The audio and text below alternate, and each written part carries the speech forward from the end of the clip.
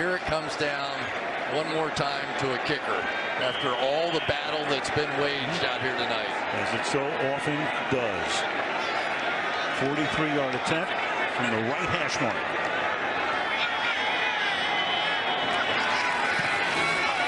And, oh, he hits the upright again. That's impossible. It's no good, baby. It's no good. The Eagles beat the Bears in the dying seconds of the game in the playoffs. Welcome back, ladies and gentlemen, to the B-Leaguers podcast. My name is Flynn. I'm joined by Stokes, and we are so happy to be fucking back. Talk about some motherfucking games. Woo! Games. Speaking of games, Flynn. Yeah. Firm handshakes all around. Eagles beat the Bears. GG's. Eagles beat the Bears. GG's. Good fucking game. Really good fucking game. 16-15. And I know for a fact that that final kick made Flynn's entire butthole pucker. It happened. I know for a fact. He was like, like it was so close. But let's look.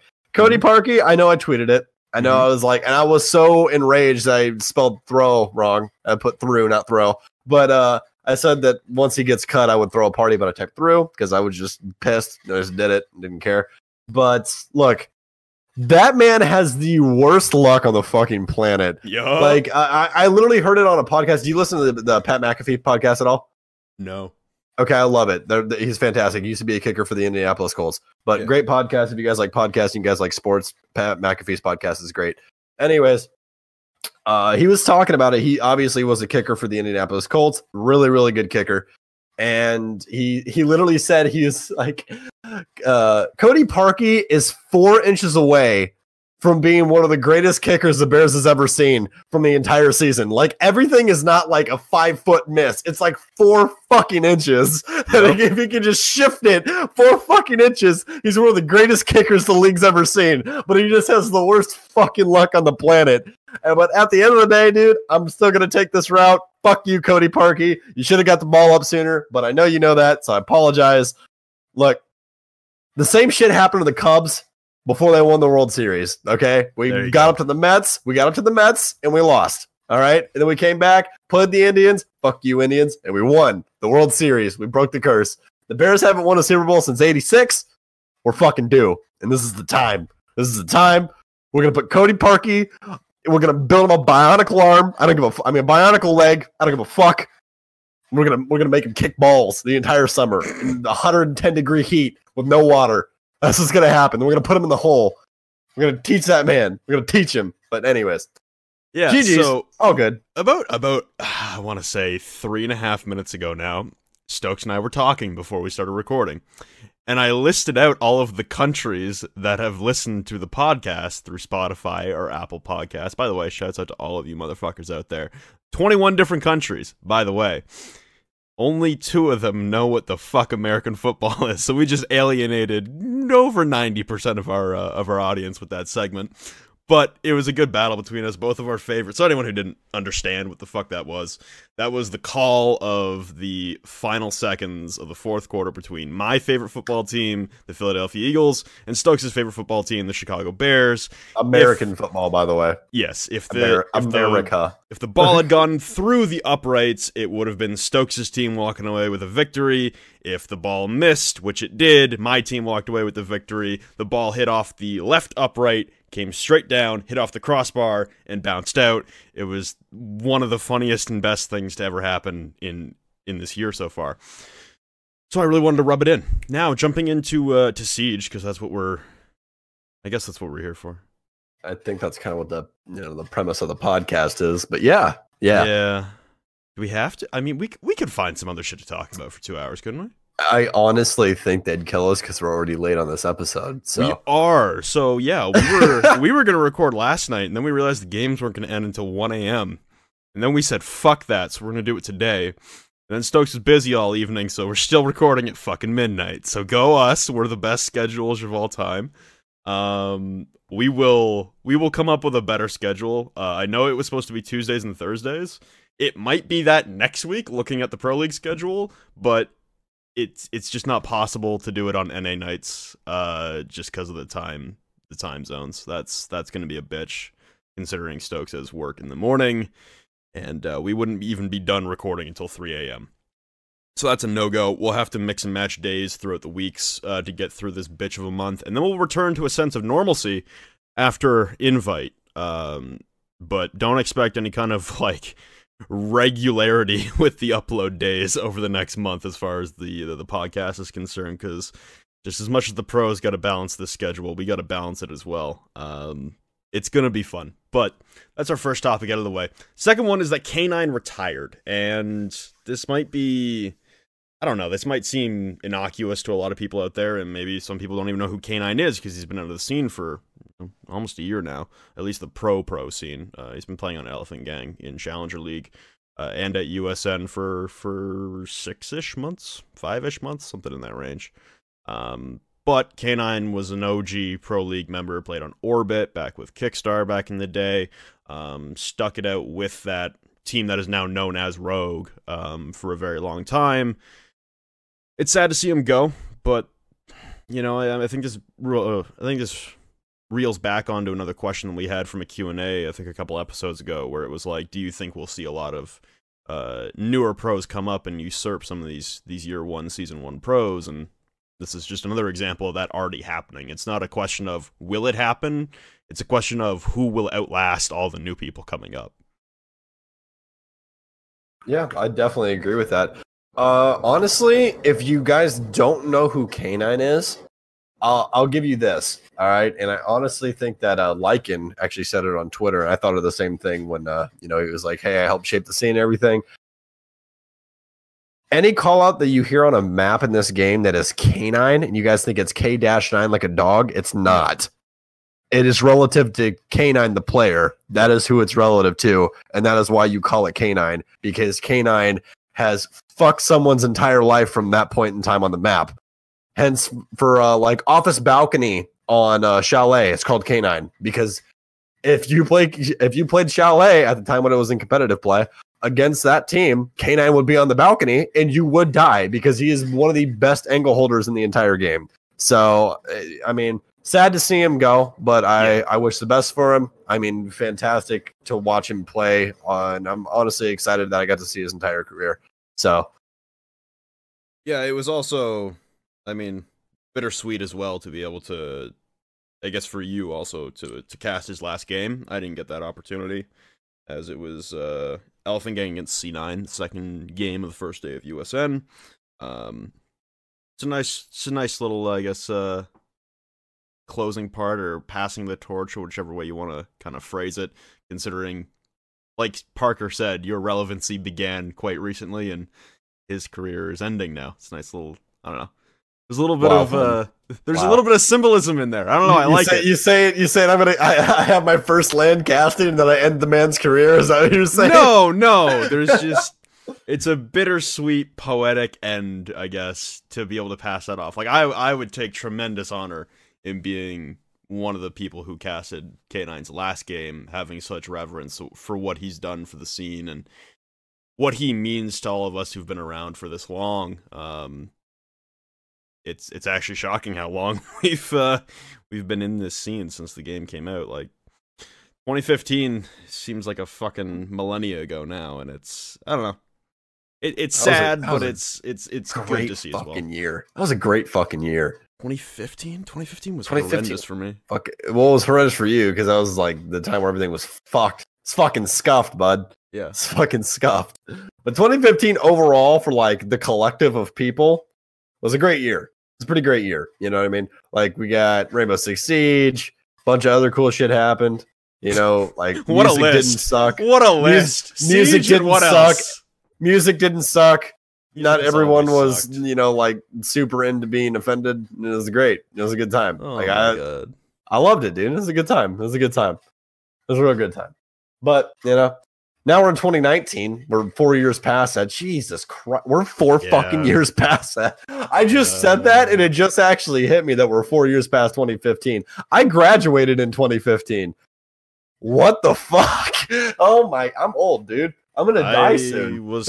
I was supposed to graduate in 2015 and never did. So yeah, it's weird being in 2019 now and looking back on that. Speaking of looking back, I guess we might as well bring this up before we hop into the games. Basically, for anyone out there who's listening and wondering what kind of format of the show is, because we haven't done an episode of this fucking podcast while there's been games going on.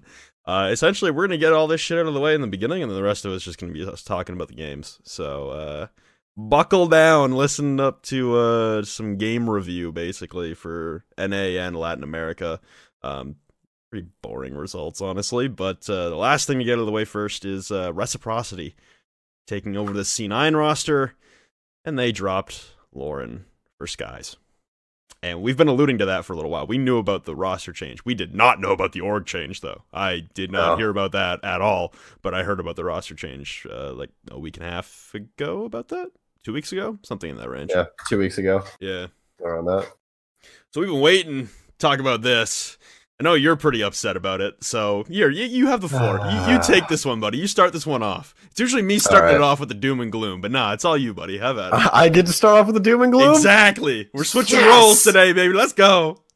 Fuck yeah. All right. So, reasonings I don't like this move, okay? This obviously has nothing to do with Skies as a player. I like Skies. Skies is a fantastic person, with the conversations that I've had with him at least, which is very minimal. But I know that he's had some trouble with some teams in the past. Obviously, everyone loves to belittle him with his past teams getting both relegated. So, apparently he does have a curse around him as basically everyone's central point. But the reason that I don't like the move away from Goddess on the team is the fact that you took the person that was the best support on your team, you removed that entire thing, and then you put Skies in a role, which is a fragger. Now you have, technically speaking, 4 fraggers on your team. You have Lax, you have Mark, you have Skies, and you have Foxe. And then you have Retro. Now, with the way that Laxing broke it down in his tweets, and I'll bring that up real quick just so that I can reference it.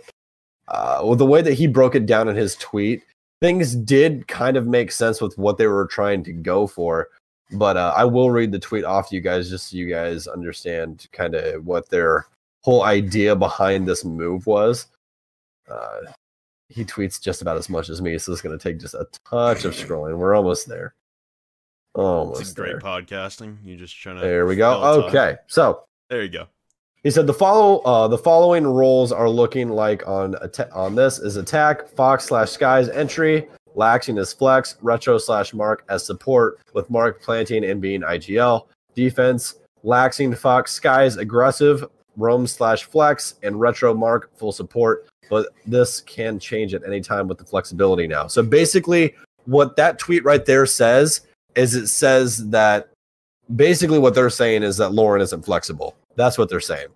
Now, what I want to point out right here is that they did try in order to go to a more flexible set of ops for everybody. If you guys noticed in the last couple of games, I know Flynn's going to know what I'm talking about. They tried out different ops with different people. Lauren was playing Capital. They were trying out a bunch of different things to try and make it work. Now, I will say, from what I saw, and I had the honor of casting a couple of the games, things worked out pretty well. The only issue that they really had was during their CCS game, Flynn, if you watched it, they switched back to their original roles too late, and that's what ended up losing them that first map against Sin Academy.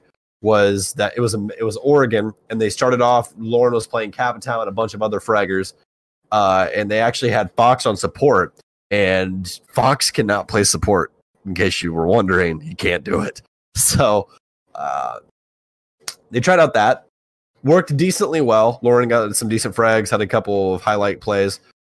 But, and at the end of the day, they ended up losing that map. Now, if that's what they really centralized around, was that Lauren really couldn't put them into a flexible position where they wanted to, okay, sure, I can give you that. But the fact of the matter is that Retro was still relatively playing all support roles.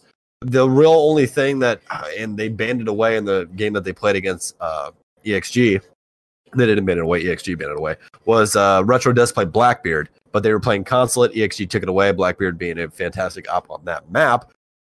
But Retro, honestly, isn't that flexible of a player either. I mean, op difference is maybe 1 or 2 ops in between them. But of all the people, I would say that I'm surprised that Retro didn't get dropped, and then they picked up Skies for that. But I don't know if there was this internal conflict there or really what happened. So that's my 2 cents about the whole thing. I don't think that they were tested at all with the EXG game. I think EXG got by with the skin of their, got by the skin of their teeth, per se, with the finals of CL. They really, really did just scrape by and ended up winning out in the end. Obviously, Elephant Gang having played back to back isn't the best thing, but again, it was still, they had a shot and they blew it. You know what I mean? So EXG getting into Pro League, but they are obviously the bottom team in Pro League. It definitely showed in that match. They really didn't have attacking strats. Their defensive strategies were piss poor at best.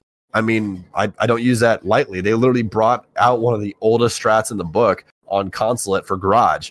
I know Flynn watched it as well. If you guys did not watch it, they brought out an extremely old strat that has not been used on Garage and probably since the release of Mira, honestly. They put a Mira directly onto the garage door, which doesn't happen anymore because of the vertical play and how much that's been brought to the light and how much Buck and Sludge get played out because of that, especially on Consulate.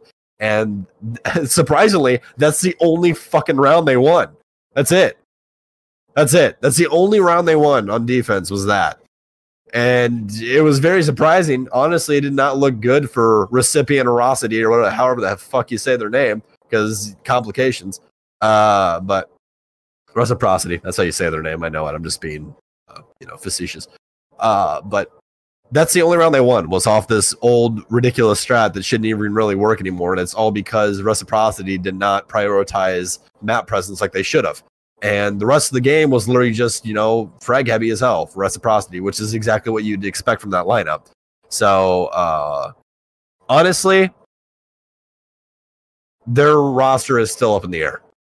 I still have massive questions about the mettle of that team. It has not been tested at all. EXG is not a test. They are not at this point in time. Flynn and I criticized them heavily for not making roster movements. And I think that we can talk about that, bring that a little bit more to the light at this point, because obviously that's what this podcast is centralized around, is competitive play.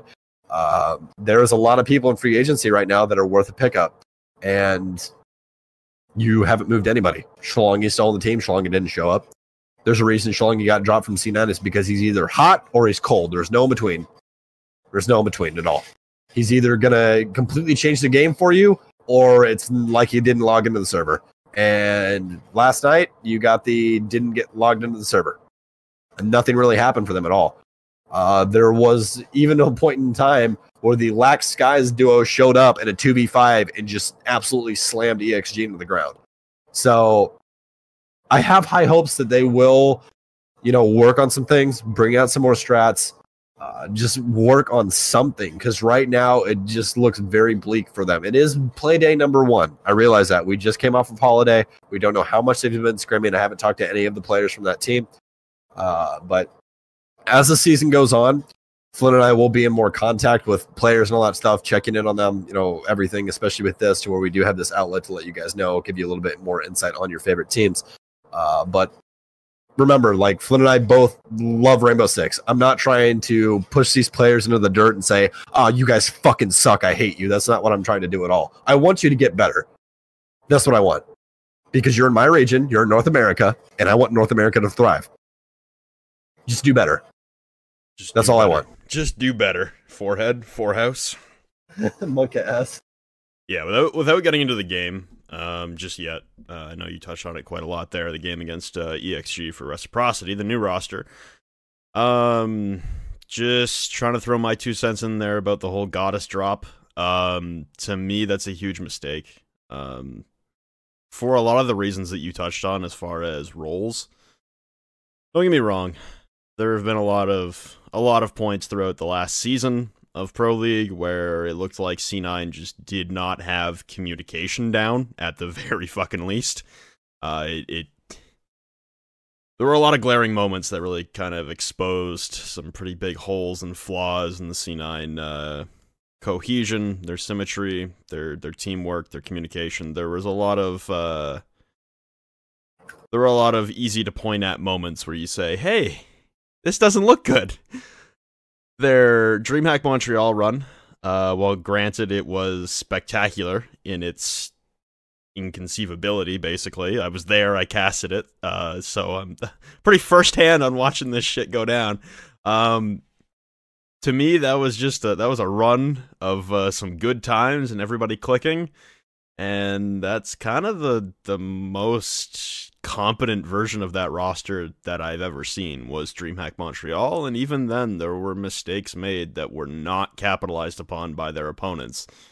Again, don't get me wrong, they went through some tough opponents, a lot of whom who had just made roster moves, whereas they had a safety blanket of 6 weeks with Mark. It's unfortunate that Lauren got dropped out of anyone on that team, because I do agree with what you said. I think if there was one person to drop on the team, the most expendable person, and again, this is no slight to the person, this is no slight to their ability, this is no slight to them as a human being. I like Retro. I do. I think he's a really cool dude. Yeah, you're probably the most expendable person on that roster, and especially when it comes to the roles, like, have we not done this fucking experiment enough where we send 4 or 5 fraggers on a team in Pro League and see if they can actually win? Like, I thought this was running to the ground. I thought we proved that this doesn't work.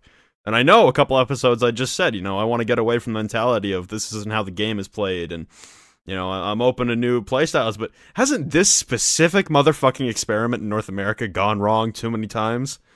Haven't we lost 3 significant Tier 1 organizations because of this fucking experiment? Like, this is...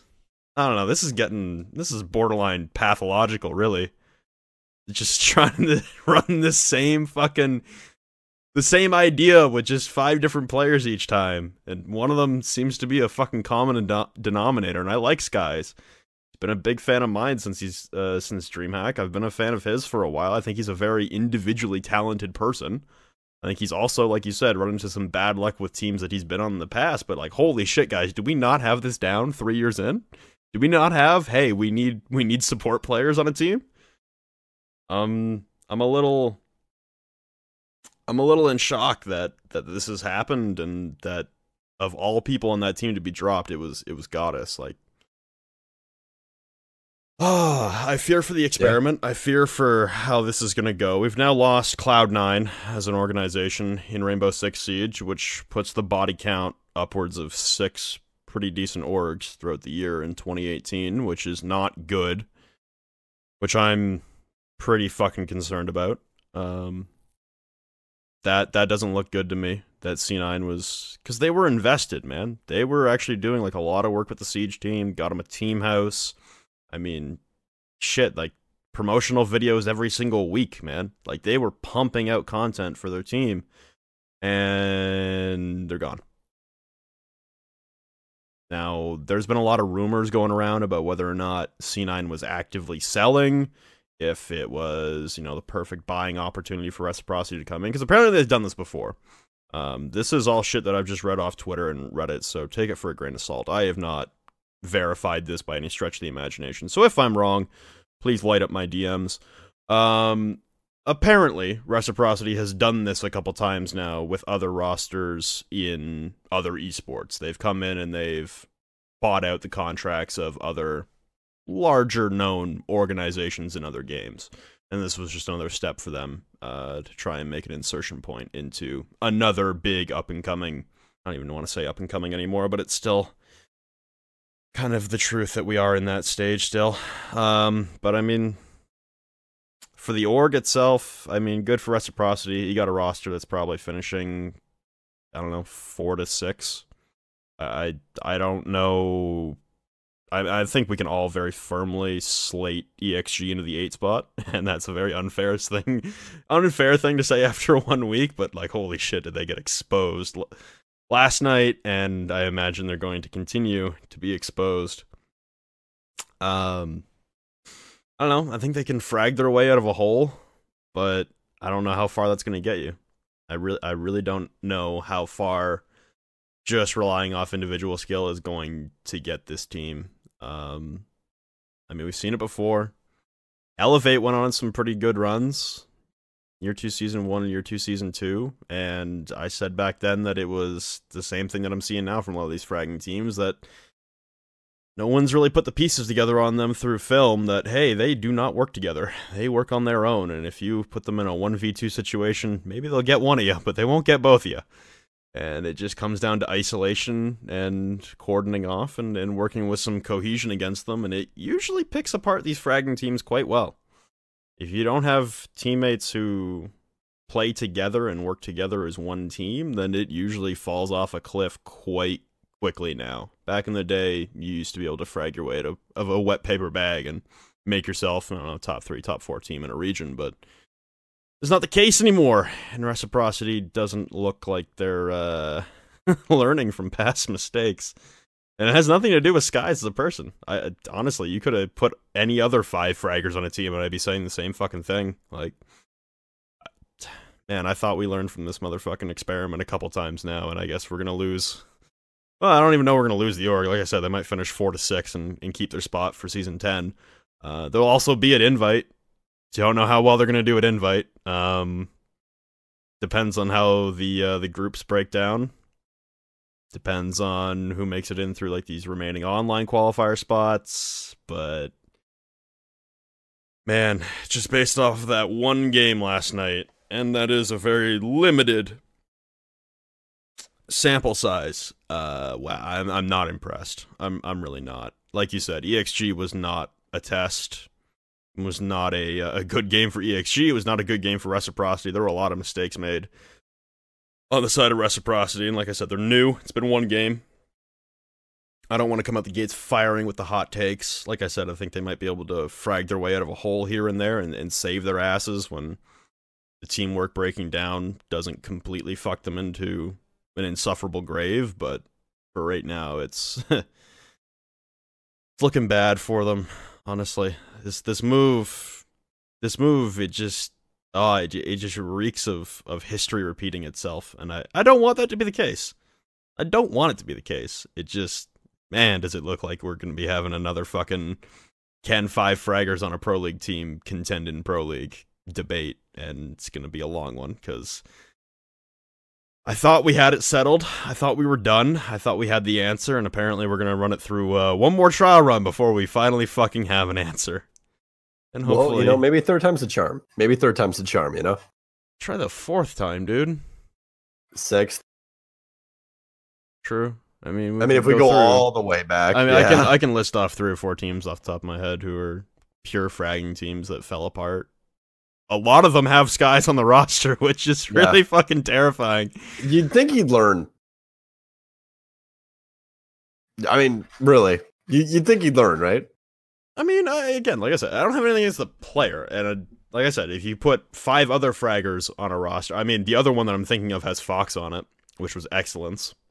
Oh, yeah. Also, Year 1, Season 2, where they got deleted off the face of the earth by what is now known as G2. Mm-hmm. What was it, 10-2 or something? Yeah, that sounds correct. 10-2, 10-3, something along those lines. Not good. Not good. I mean, yeah, by the way, if you guys are newer to the scene, that's back when you used to go back and forth between rounds, and G2, then Penta literally just used them as a mop for their shoes. That's what they did.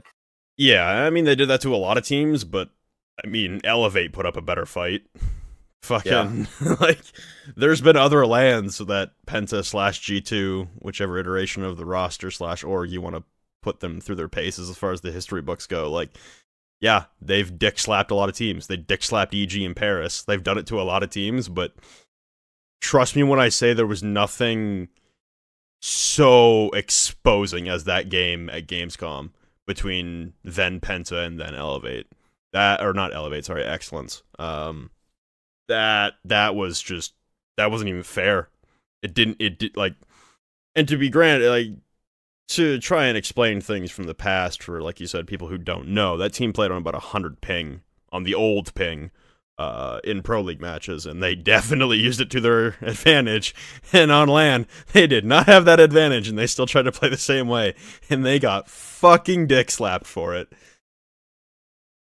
They can't do it. Yeah, dude, Old Ping was so bad. Old Ping was horrendous. Old Ping was horrendous, man. And that's what I'm saying. 100 ping on Old Ping, dude.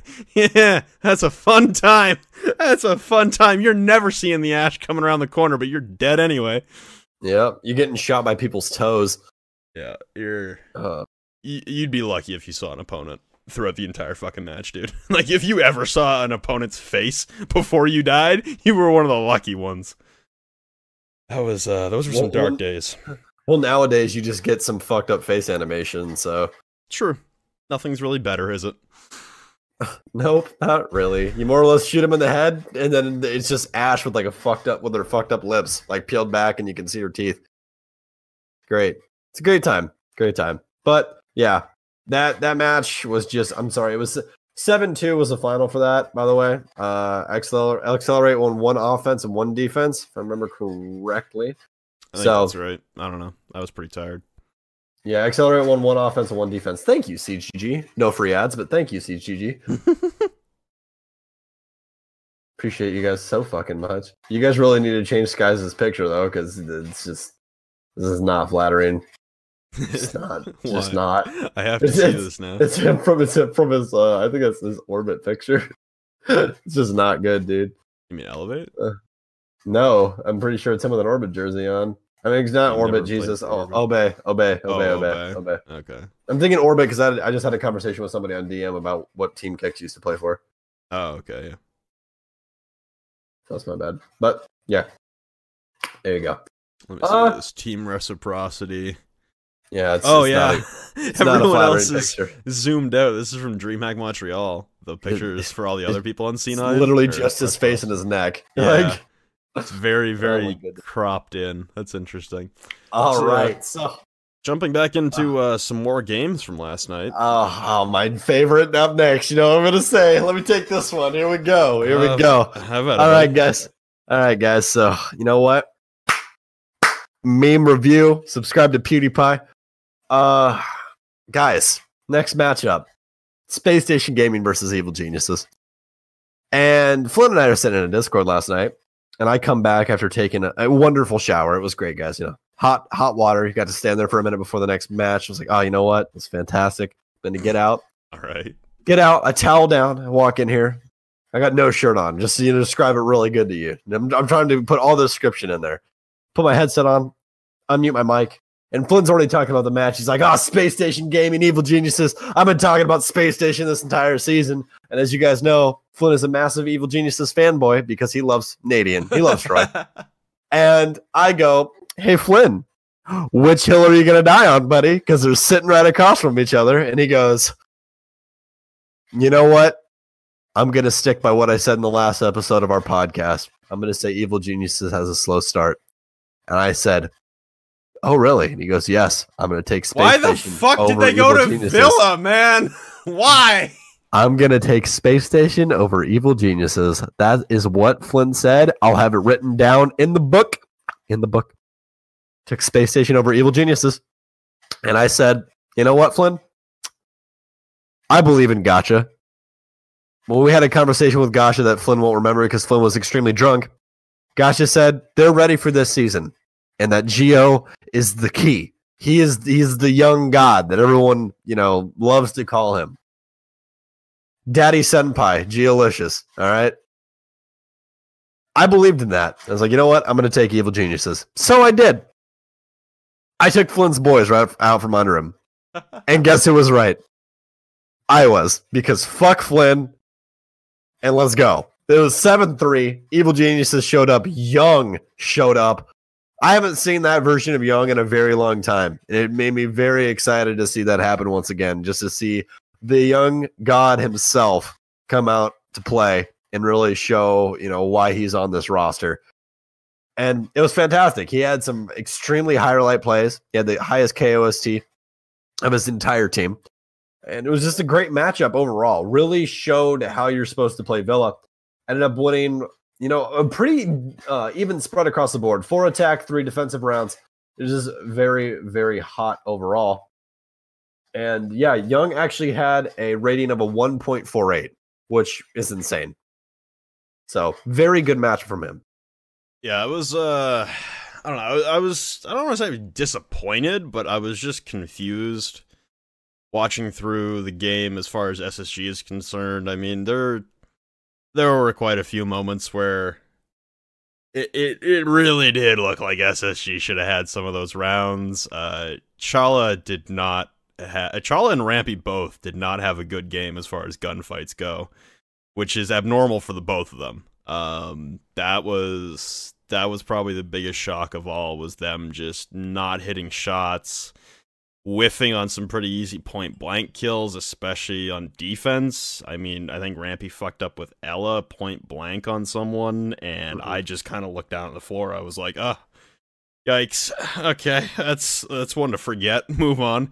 And it seems like they didn't forget. They I don't know. It looked like some of those like early rounds, it really looked like they should have, because honestly, I thought they should have been up 3-0 after the first 3 rounds. I thought they were playing well. It was just late round executes that were kind of falling apart on them, and a couple people got caught off guard by some very, very well-known locations of players as well. Like, it looked like everyone on the team like mentally was fucking aware of where an enemy was, and then just blanked on it for 30 seconds and like tried to push that area. Like, there were too many times where people were getting shot in the back for SSG, and I'm just like, guys, you know where they are. You saw him. They shot at you the first time, and then they went and fucked around for 30 seconds, and then what the fuck are you doing just walking away? It was I don't know. It looked like they just didn't really have it all together. I don't know why the fuck they went to Villa. Oh, I hate games on Villa. I hate Villa as a whole. There are people out there who like it. There are pros out there who like it. There's fans who like. I am not one of them, man. I hate Villa. I hate it so much. It's just, there's something about that map that just tilts me off. I'd rather watch an Oregon game. And that's also just not a fun time, because that's boring as shit. Oh, SSG. Definitely. Well, it was sad. You know what I can't tell you? The bans for that map were Glaz, Mav, Echo, and Clash, which kind of surprised me. I'm surprised that they allowed the mirror to go through. But I honestly feel like Evil Geniuses allowed the mirror to go through just so Troy could literally play Twitch the entire fucking time. Like, I just literally feel like they're like, you know what? We really want the F2. We want the F2, so we're going to allow mirror to go through just so we have a reason to run Twitch. Dude, just so we have the reason. And, you know, it worked out because Canadian literally was just fucking everybody up. He really was. Like, he was gunning with that F2. He did have that one little bit of a blunder in the basement, as you commented on. He absolutely loved that basement so much. He was down there all the time, just chilling. He had a lot of kills down there, but he did have one little bit of a, not a misplay, but he was just playing really, really slow and got caught out by Pulse and Smoke down there and got punished for it. Which, you know, that is really difficult when, you know, you have a Pulse and somebody playing with a shotgun and you walk across the softball and just get domed through it, you know? But overall, I think Space Station just really seemed out of it, as you were saying. Big highlight from that for me was Bosco playing in the little cubby next to the main stair. Excuse me, not next to main stairs, next to red stairs at the end of 90, where the camera is. With the chandelier, you know what I'm talking about, just so everyone knows, because I know not a lot of people know callouts for Villa, but it's called Red Stairs. So playing Red Stairs, he's playing in the cubby next to the window, and he knows someone's playing 90, and Bosco sits there for about a minute and a half, and Flynn and I are literally in Discord, and we're like, why is Bosco not pushing this guy 90? He hears him. Like, the guy walks up close, you can hear his footsteps, and he backs off, and Bosco is just sitting in the corner waiting for him to try and rotate towards sight. And right when Bosco takes a step out, I can't remember who the other player was, but wasn't it Troy on dock and he hopped in the fucking tree? No. It was because it was Bosco playing Jaeger. Oh, you don't remember what I'm talking about now? You might have went to use the bathroom, but maybe he was playing Cubby next to the next to Aviator Door. That's where it was. That window that sits out in the hall. Yeah. Okay, you remember what I'm talking about now? And he sat there for about a minute and a half, and you hear the person's footsteps come all the way up the hallway and then fade off and then do it again. And he's just waiting for them to try and rotate in towards him next to the bench. And I'm just like, why are you not pushing him? Like, you're fucking Bosco. You win these. Like, just push him, pre-fire, and you win. And he doesn't. He waits for about another 30 seconds, and you see the other guy go off screen, so you can't see him anymore. And they flip back to Bosco, and you can't see the guy in 90 anymore. And it gets down to about 50 seconds, and obviously Bosco's like, okay, I need to rotate back to site to help. And immediately when he steps into the frame of the door for aviation, he gets immediately shot and killed from behind. Because the guy had rotated all the way back around behind him. It's like, if you would have just peeked that guy, like, you open up that entire round for your guys, you alleviate all that pressure on that side, and you probably win that round. But you getting picked off in that hallway and just allowing them to completely crunch down on site really, really punish them. And it just did not seem like Bosco at all. Like, Bosco from the land, like, if he heard that dude's footsteps up hallway, that guy's getting gunned. Like, you know what I mean? Yeah. So they just completely seemed out of it on every angle.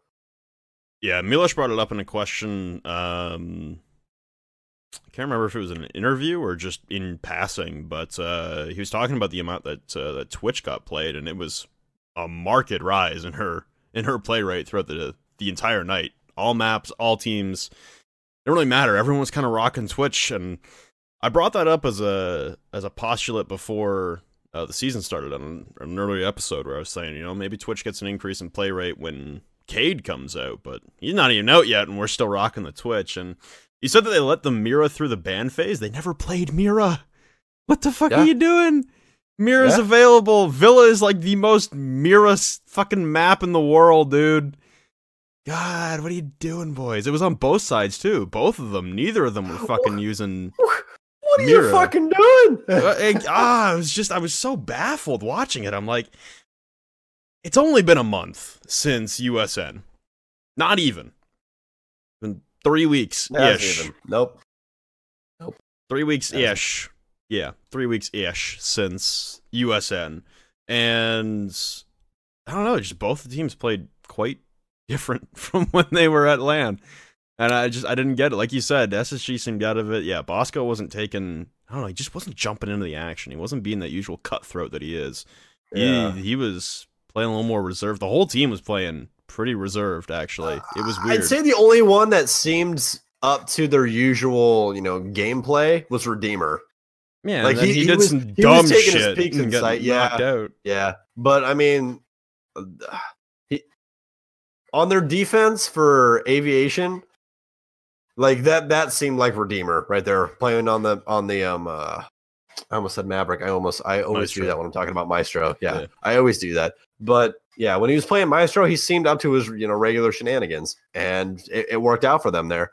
But I mean, the rest of the map, it just seemed like they were completely just desynced to each other. I don't know if they just took a break afterwards of USN and were like, look, we need this little bit of break period to just reset.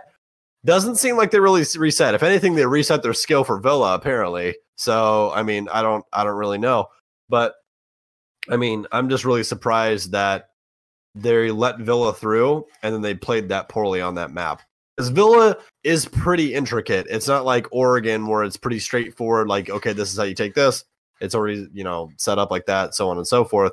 It's more or less just, okay, we do this, we do this, we do this. And, for Villa, it's not really like that. Like, the attacking strats are pretty variant on that map. And I like what we've seen so far from the map, especially with how long it's been in the competitive play. It hasn't been in that long. I realized that Parabellum was quite a while ago. With how long the age of the map speaking. But the real thing about it is that there's still a lot of things that are undiscovered on the map. People are still discovering angles, all these other things. And, it really doesn't have the set way that you hold yet and the set way that you attack yet.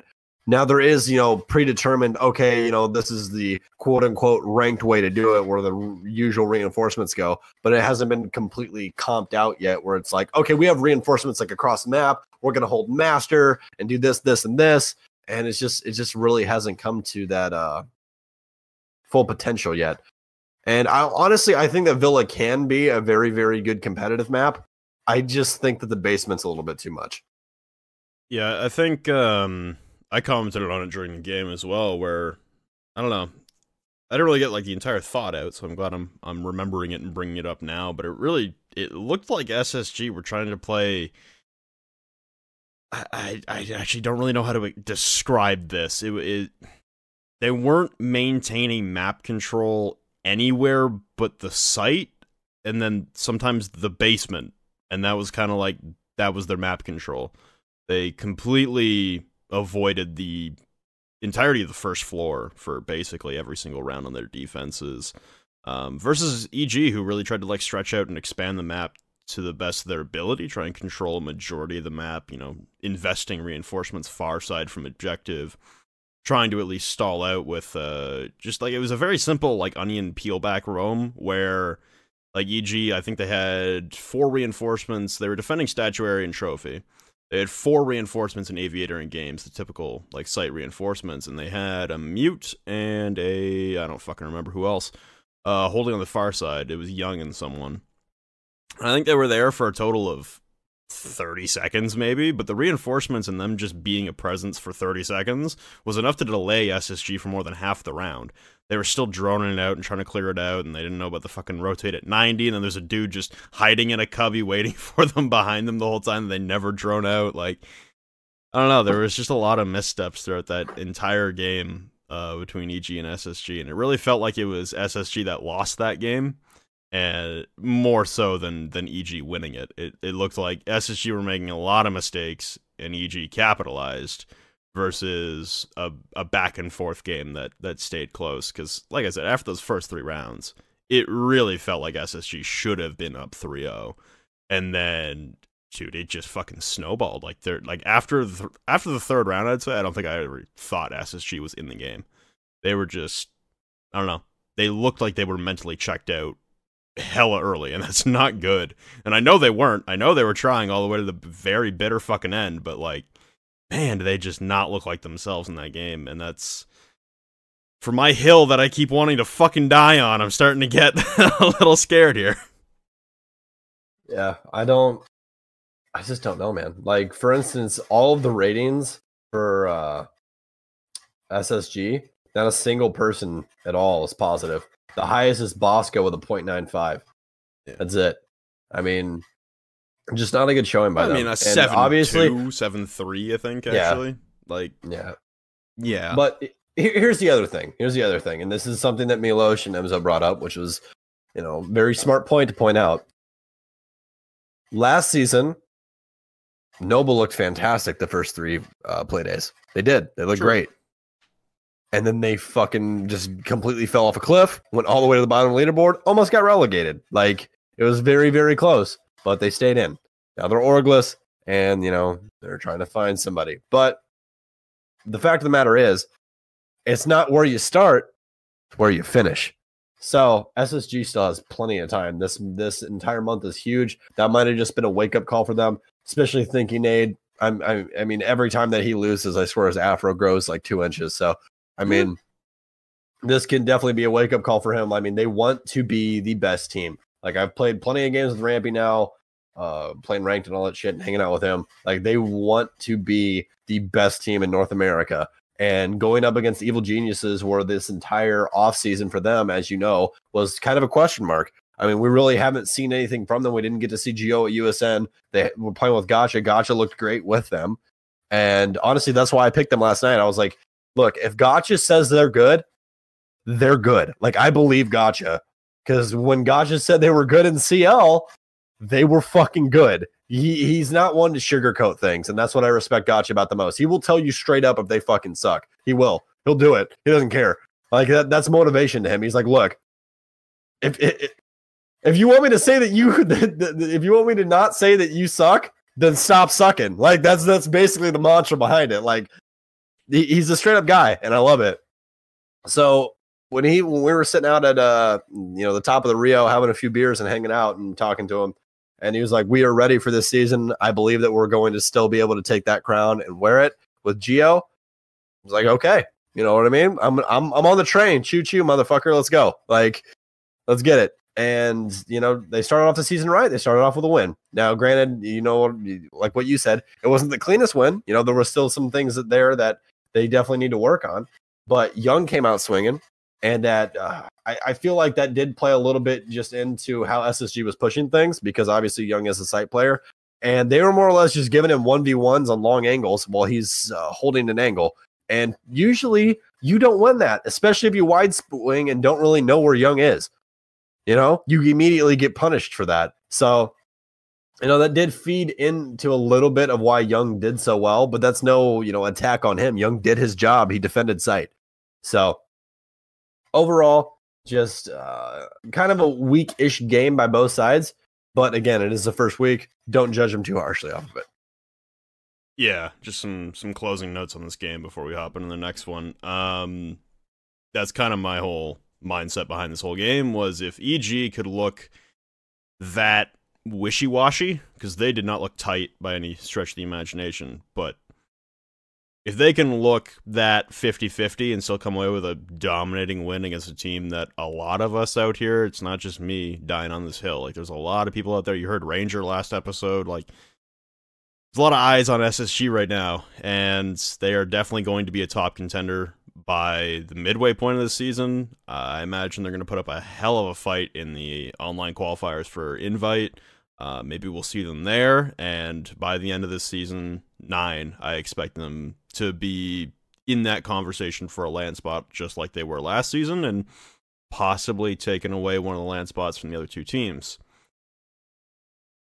If EG can still pull it together in that kind of situation and come away with a win against them, I'm feeling a lot better about EG's chances to start the season. I know last couple episodes I've been pretty down on them for their first half, and there's been other evidence to support my hypothesis, but seeing a game like that with them still being able to come away with it lends me a little more confidence than I had going into the season. We'll have to see how long that actually translates over and lasts, but for right now, things are looking pretty okay for EG. What was the next game? It was Rogue Orgulus. Tell you? I mean, I got CGG up, dude. I'm ready for this. I don't know if you're ready, but I'm ready. It was Rogue versus Orgulus, yes. Yeah. It was Rogue versus Orgulus. And this was on Oregon. Oh, excuse me. This was on Bank. My bad. Last map was on Oregon. Yeah. This was the Bank game. That was an interesting one for me. I saw the bands come through on the maps, and I was like, why Bank? That seems like a dumb idea for Orgulus, because actually, that seems like a dumb idea for Rogue. That seems like a dumb idea for both of them. You're both good on Bank. Pick a different map, Rogue. You got a deeper map pool than these guys. They're brand new. They don't have as much experience with the roster. Like, what? Why give them a good map?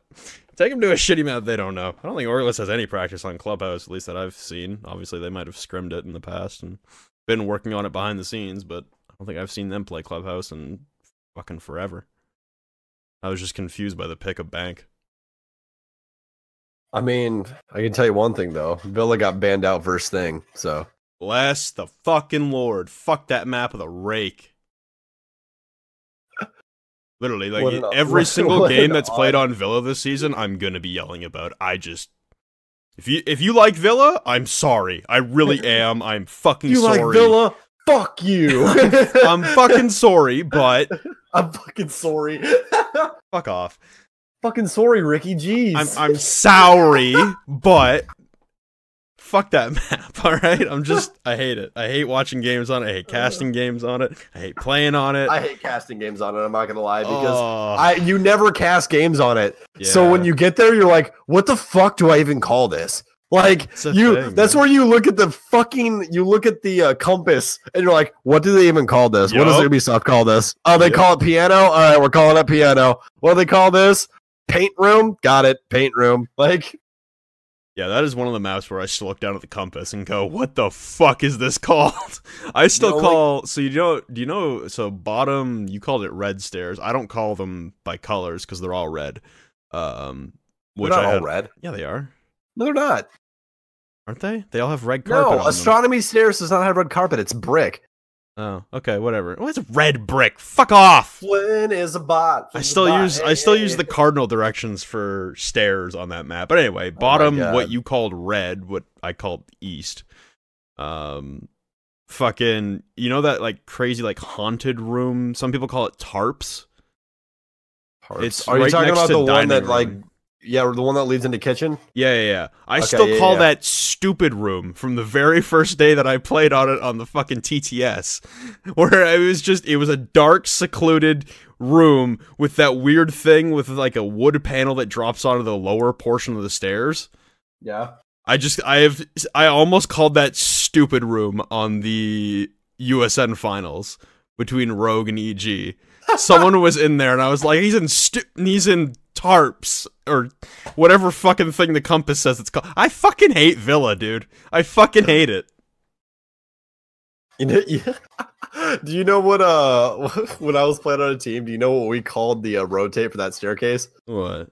We called it bicicleta, Oh no. which is bicycle in Spanish, Yeah, because that yeah. room next to it's called bicycle for some reason. Yeah, really. So we called it bicicleta rotate. Because if you guys have never seen the South Park episode, it's terrible. If you guys watch South Park, you know what We're I'm really talking getting about. off topic here. We're going to talk about Rogue Orgulus on Bank. Yeah. Rogue and Orgulus on Bank. Okay, fuck Villa at the end of the day. Anyways, Rogue and Orgulus on Bank. You know what? Not really much to show for it. I mean, it was more or less just the Rogue show. There wasn't really anything in there that was like super positive for Orgulus. I mean, Acid almost had a practically 1v5 ace, I guess. That was on Echo of all people as well. So yeah, that was dumb. That was really fucking dumb. He's just in the middle of the room and he's just like, hey, I'm gonna pop up now and kill everyone. I'm like, oh, Flynn, what happens when you give someone 1v1s when you're down, people? What happens when you give someone on the enemy team when you have man advantage and you give them the 1v1s? What happens? 100%. Okay, all right. Even if you're vert, you lose them. I was just confused by the way you worded it. I was like, yeah, I worded it ass backwards. Down people? If they're down, shoot them. What? Who cares about 1v1s? Sorry, I apologize. Confused. I'm sorry. I apologize. I fixed it. We're good. Yeah, we're good. I don't know. That game's a wash to me, dude. Orgulus, I had high hopes coming out of USN. I thought they played good against EG. They didn't have a man though. They had Modiga. Fuck it. I don't know, man. Like that's. Oh, I really don't. I don't want to see them near the bottom, but somebody's got to be there. And if I was taking early guesses at the beginning of the season, I mean, I said the same. Actually, you know what? No, I called it pretty close to exact last season, didn't I? Yeah. Who did I say was going to get ejected? I said Obey was going to get auto relegated. Yeah, you got that right. Oh no, I said Mouse was going to be 7, and then I said C9 was 6 and Noble was 5. That's what I said heading into the season. So that was close. But I don't know, if I was taking another like early 1 weekend early guesses at who the bottom 3 teams are going to be, go EXG, get an auto sent right back down to CL, and then it's a fight between. I'd probably give it to Rise at the 6th spot at this point, and give Orgulus the 7. Have to play in another relegation match. Just the games from all 3 of them. All 3 of them this week, they did not look good. And granted, they were playing against pretty top-tier teams, but fuck. There was a mess for all of them. It was a mess. Yeah. I mean, honestly, it didn't even seem really like Rogue skipped a beat from USN. No. At all. They just came in with the smoke. And you know what I mean? Especially after that interview with Ranger that we had last week. If you guys are new here, we had an interview with Ranger last week. Go back, listen to that episode. It was fantastic. It's actually our most played episode. So go back, listen to that. Great episode. Even though I had to record it from my girlfriend's house and I cut in and out because our internet's fucking terrible, but it's fine. Yeah, but you can definitely see that Ranger just gets those boys going, man. I mean, they're crazy. They're crazy right now. Like, they definitely want the top spot in North America. I can tell you that much. So I'm very interested to see what we come back and say at the midpoint of this season. But as of right now, I think Rogue is the top team in North America. EG really didn't show me anything that was, mind-boggling. Yeah, but Rogue doesn't seem like they've skipped a beat at all. Rogue looked much cleaner against Orglis on Bank compared to the way EG looked on Villa against SSG. Again, different caliber of opponent between the two. SSG, like we've been saying plenty of fucking times now, probably going to be a top contending team. Orglis, like I just said, in my educated opinion, is probably going to be in the 7th seed at the end of the season. Different caliber of opponent, so different looks from each team. Also, EG has not been good on Villa lately. We saw that at USN. They staged the fucking 5-2 comeback against Rogue just to get slapped in the third map. I don't know. They've been EG's been wishy-washy on Villa. They looked okay, but holy shit, like you said, Rogue just flawless.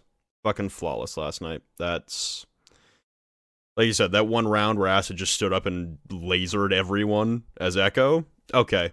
Just file that in a vault as things we don't need to remember, don't need to bring up ever again. And then, who gives a fuck? The rest of the map. The rest of the map's 7-1 at that point. You just delete that round, it's a 7-1. You're good. Don't even worry about it. Yeah, and I mean, look, there's one thing, and I feel like it doesn't get talked about enough. You can never expect everything to go perfectly inside of Rainbow Six Siege. That is not how this game works. Never. You're going to fuck up. The best team in the world, G2, fucks up. They fuck up. They do. And we will point it out on the podcast. We'll be like, look, Pengu fucked up right here. And Pengu is the best player to touch the game. Like, he can do it all.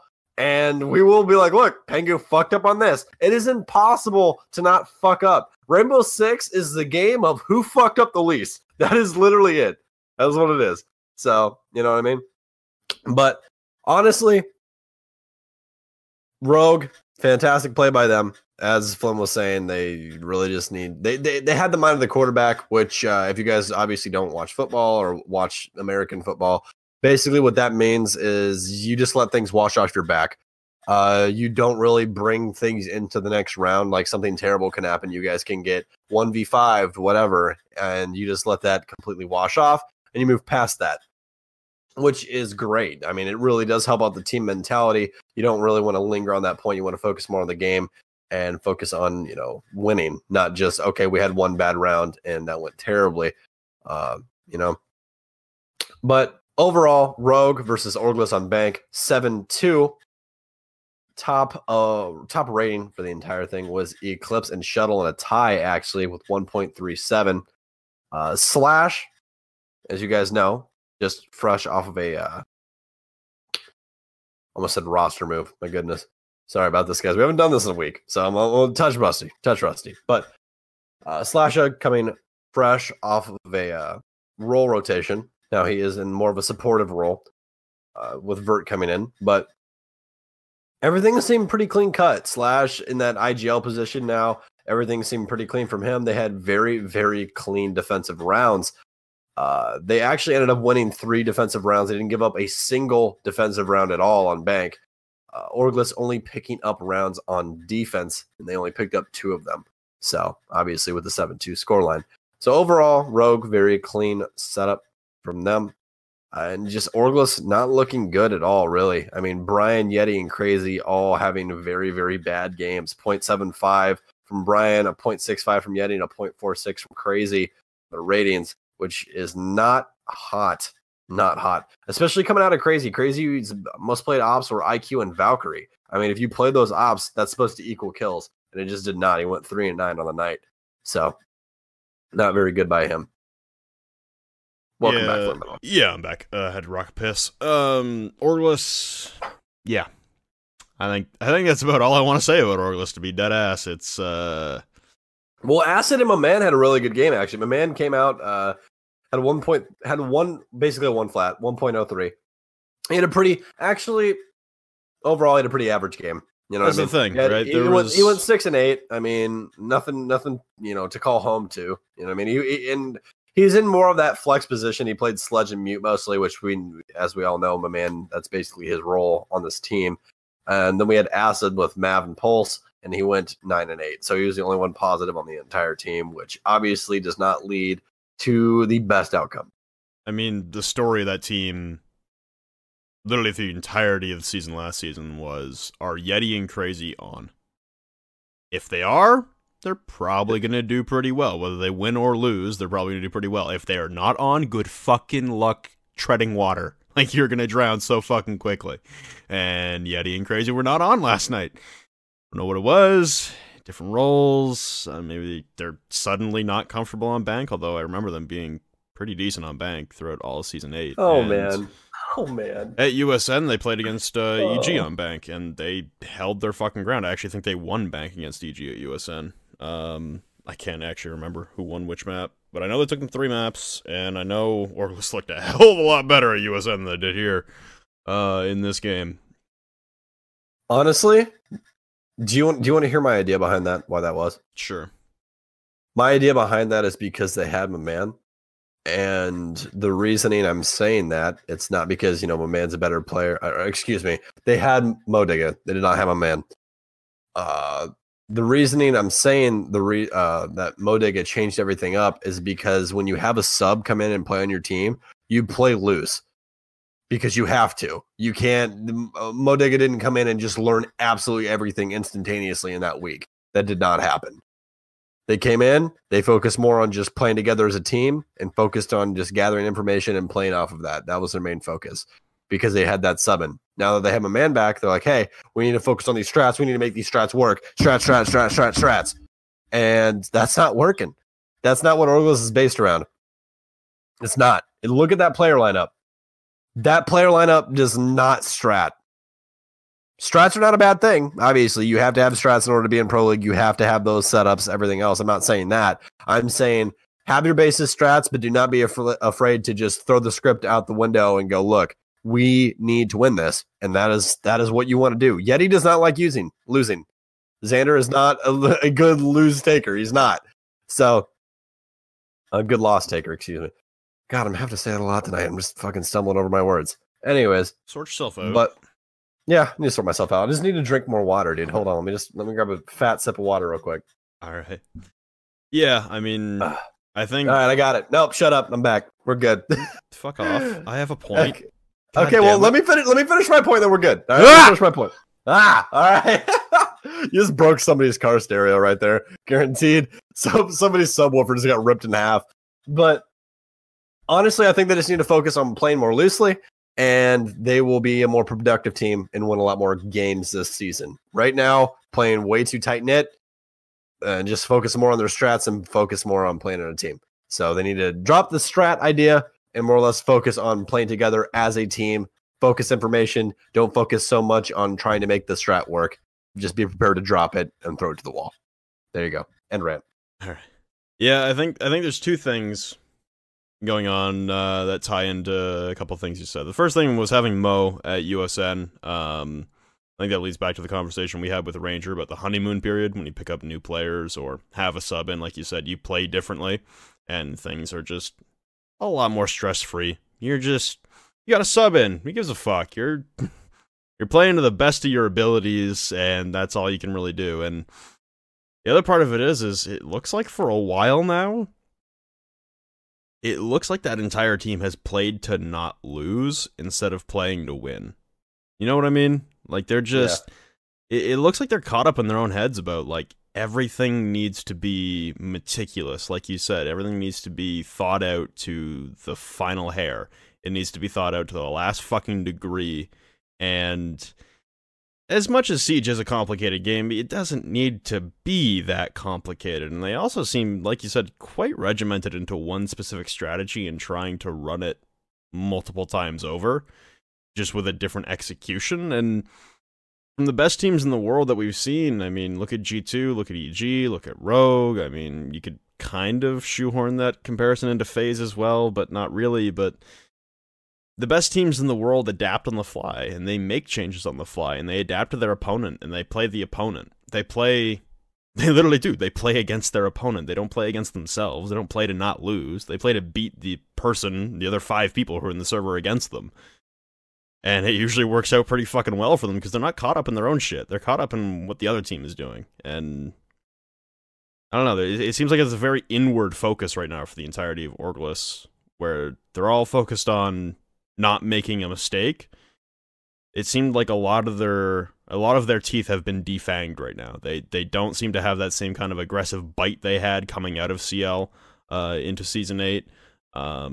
They definitely don't look like the team like we saw at USN. Granted, it was one fucking game, but I'm going to keep going back to it because that was the best I had seen that team play since probably the first 4 weeks of Season 8 when they were on top. I mean, it's been a rough road for them, and they've had some roster changes, a lot of roster changes coming into this season. 2 new players coming in. I don't know, it's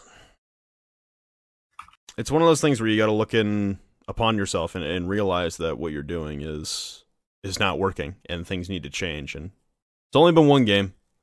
Not here to overreact, but if they keep playing like that, then a 7 or 8 seed is probably all they'll be able to pull out of the season. If they can get back to their, like you said, some loose play like we saw at USN, or maybe the first few weeks of Season 8, where they were very loose. They did not look regimented at all in the first 4 weeks of Season 8. They looked, I don't know, they just looked fluid. There was nothing about their gameplay that looked like it was trying to be perfect. There's no perfectionism. There was no, I don't know, measuring 3 times before cutting once. Like, they were just jumping in there and fucking sending it, and that's what made them so unpredictable and so chaotic, and yet fun to watch and tough to counter-strat, because there wasn't really much forethought going in. They were just being a very unpredictable force, and a lot of those players on that team can gun. Like, seriously fucking gun. And maybe they gotta throw the strat book by the wayside a little bit and stop getting so bent out of shape about trying to make every little thing perfect, because there's been flashes for this team. Yeah, they finished 7th last season after 14 weeks.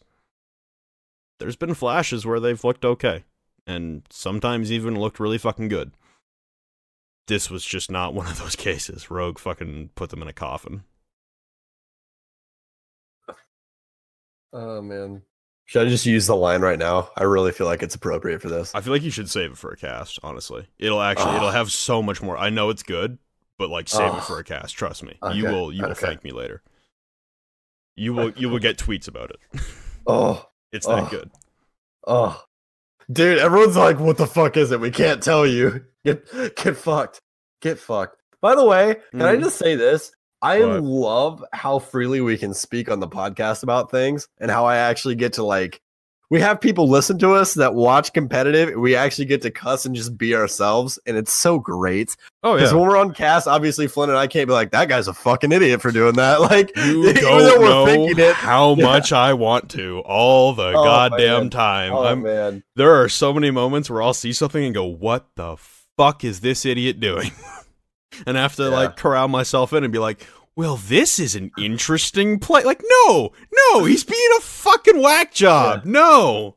If you hear me say peculiar, you know I mean that guy's a fucking idiot. That's what I mean. Like, honestly. And then, wrapping it up, DZ against oh man, why did you do against Rise Nation? That was also a shit show of a game. Jesus. I'll let you start this one. I've started basically all of them. I don't know. Fuck Oregon with a rake. Basically, that's my analysis of the game. Is fuck Oregon. I'd rather see those two teams play on a different map. If I could auto delete maps from the rotation, it'd be Oregon and Villa 1 and 2 right now. Sure, replace them with, I don't fucking care.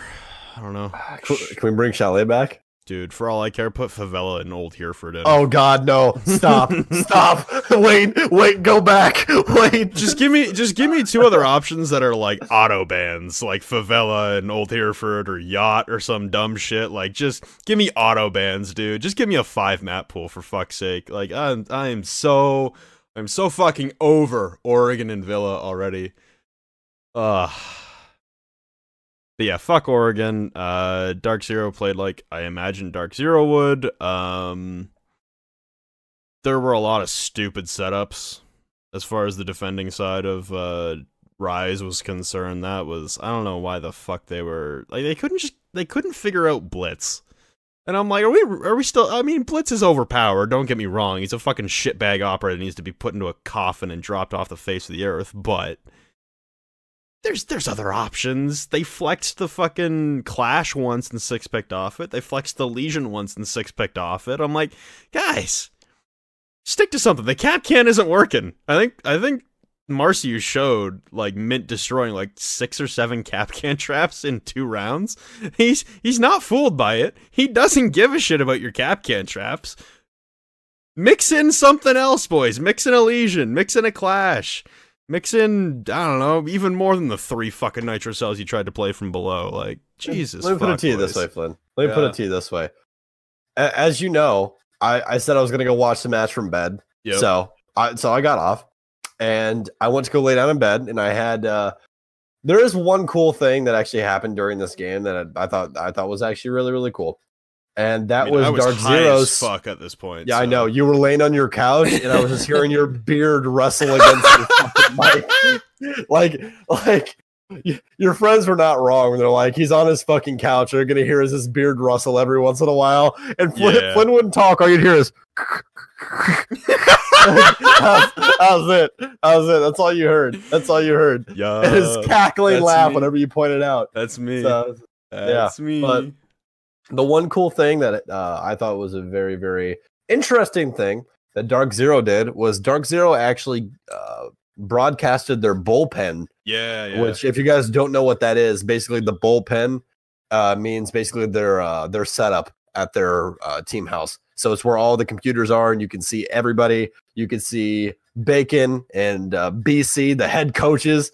BC literally looks like a fucking an NFL head coach with that fucking headset on, sitting back there, dude, with the glasses. He looks like he's about to offensive coordinate the shit out of that team. Like, it is so great. I'm waiting for him to like stand there with like a fucking visor on and a fucking clipboard. BC, if you're listening to this, do that. Please, I want to see you in a visor with just like munching on some gum with a clipboard, just walking around and just writing notes down on everybody. I want to see it so bad.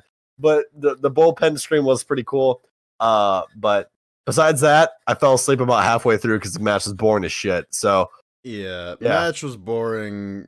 All the outcomes. So I was also going to touch on Latin America that got played out today. I watched all the games. It's the biggest waste of fucking time ever. It was the most obvious, boring results in the world. I think the best game was the first one. It was Liquid against... I'm blanking. That's how boring the day was. are you talking about first game? The games today. Oh, for Brazil. Yeah, it was Liquid against someone, and they were up like 5-1. Yeah, it was Liquid versus Black Dragons, and it's Black Dragons acquired Team 1 roster, the Team 1 roster, not Boot Camp. Not Parker, Boot Camp, you fucking idiot, Parky. Fucking stupid idiot. Like, yeah, I pay attention to LATAM. Stupid fuck and fuck you, Parker. We've said a ton of wrong shit before. We're just giving him a hard absolutely time. Especially on this podcast. I'm waiting to get a DM from Parker, and it'll be timestamps about when I've said stupid shit. Or what he'll do is he'll link the entire podcast and be like, yeah, this is where you said dumb shit. It'll be an hour and 15 minutes of like the podcast. Or just me saying dumb shit, probably. Yeah, it'll happen. Anyway, okay. So yeah, that was the most exciting. We're all game. humans. It's not Parker's fault. It's like the Pro League casters have to pay attention to so many fucking teams, so many players, so many rosters. Like you can't blame the guy. Jesus Christ. It's crazy. I can do the NFL. Anyway, sorry. Finish my goddamn point. Liquid against Black Dragons was the most exciting game. It was 5-1, and then Black Dragons brought it back to make it 5-4, and then lost. I think they lost 7-4, 7-5 total, something along those lines. 7-5. Boring as shit for the rest of the games. All the results were super fucking predictable, so more of the same from NA. Nip over Ints, Phase over Pain, Immortals over Red Devils. So literally the 4 good Brazilian teams against the 4 bad Brazilian teams. Wow, okay, who would have fucking predicted? The worst goddamn week of Brazilian Pro League to watch of all time. That was horrendous. I don't even want to talk about the games because they were that fucking boring. Honestly, same thing with Dark Zero and Rise. Rise just couldn't figure their shit out. Oregon's a stupid map. Put those two on Consulate, Bank, Clubhouse, Coastline. I'm more intrigued, and the game goes back and forth probably. But the blitz play from Mint was overwhelming and stupid. I completely forgot to touch on that. That was actually ridiculous. Like we haven't seen blitz get played a lot in Pro League in quite a while, and just to see Mint do what blitz does best and just run a train on roamers, like just be an obnoxious whore and just run through everything because he can, because he's an indestructible fucking Terminator. It's great. What's great about blitz? The operator, delete him. Hold on. What's great about blitz is that when you cast, they turn down the game audio so that you can hear the casters better, right? Like that's what they do. Anything down to the community casters all the way up to Pro League, that's what they do. So the game volume is going to be obviously a lot lower than the casters are. But the beauty of fucking blitz is that you can hear the train of the shield just going chicka chicka chicka chicka chicka chicka chicka towards anybody that's an earshot, and it's a death train. That is exactly what it is. Like if you hear that barreling towards you, you know you're gonna fucking die. Like that is it. And it's so great in Pro League because they'll like go over to a roamer that's just minding his own business, and just in the distance here, and he's just dead. It's great. Yeah, I'm not putting my faith, or I'm not condemning. I'm not condoning blitz play at all, because fuck blitz. But it was great to see. I'm not gonna lie. I think it was Beastly who was alone on site top floor Oregon defense as Capcan, and he was in kids, and everyone else was downstairs because they all had nitros and they're trying to play nitros from below. But like he was just alone and fucked. Like they had a Jenny wall open from closet, and Capitao came in and smoke bolted top white and generator, and Mint just charges straight through, no contestation, 100 HP, makes it into kids, turns left, and sees Beastly looking through the rotate hole into fucking big window. And I swear to God, I can see Beastly's face through Capcan's fucking face mask. He just turns immediately, looks at fucking Mint dead in the eyes, and tries to run away. He looked like a deer in headlights. He knew it was over. And fucking Mint just hit 4, flash him, one shot, hip fire, headshot, he's dead. That operator's stupid, delete him, throw him in the dirt. Good on Mint, good on DZ for using him while he's still around, because if it's in the game, there's hundreds of $1,000s on the line, fucking go for it. I'm not mad at DZ, I'm not mad at Mint, I'm not mad at anyone who uses these operators. I'm mad that the operators still fucking exist. Mint's most used operator for the entire night was blitz, in case you guys were wondering. So big shock. As Flynn was saying, the other games are pretty boring, so I'm just going to give you guys a quick breakdown of all those, and then we'll move on to the next topic. So you said them already. Check your list there, bud. What? There's only been the 1 play day for NA and the 2 for Brazil. One of them was check your list there, bud. What list? Well, we typed in Discord that you said if you have anything to add to it. Yeah. Okay, cool. Anyways, well, you check that. I'm going to do this. So, highest rating for all of the Dark Zero versus Rise game was actually not anybody on Dark Zero. It was Hyper, because Hyper went 16-8, because Hyper was having fucking none of it, but his entire team did not log in. So, he literally, hold on, let's do some quick math real quick. He literally had more kills than 3 of his teammates combined. Yeah. Which is ridiculous. Which is exactly what you expect of Hyper. You expect him to just frag out of his mind. But that's a little ridiculous. And by the way, he still planted the bomb one time. So, and he had a 1vx situation. So Hyper was trying to not have any of it, but they lost anyways. And then all of Dark Zero went positive or even. Or excuse me, Mint went negative, but he had a 1 flat for rating. So he went 6-8. But everybody else went either equal or positive. So I mean, hey, it works. I mean, I mean, what they else really is did. new with that team? Like, No. it's gone full circle now. So it used to be Vert hard carrying, and then they had Vert and Hyper, and it was like, oh shit, the two of them can do it. And then it was the usual, same thing as Orgless. Are Yeti and Crazy on? Are Hyper and Vert on? Okay, they got a chance. If not, bye. You're getting fucking slapped off the face of the earth. Mm-hmm. And now it's just Hyper and Ghost who have to try and frag out. And Hyper tried. He tried. It didn't work. He tried just damned us. 16 kills is a lot of kills. But actually, another little fun fact that got brought up today, and I believe it was by Parker. Hold on. Okay. Sorry about that. Swedish fish got stuck in my tooth there for a second. Oh it was my just God. It's not good.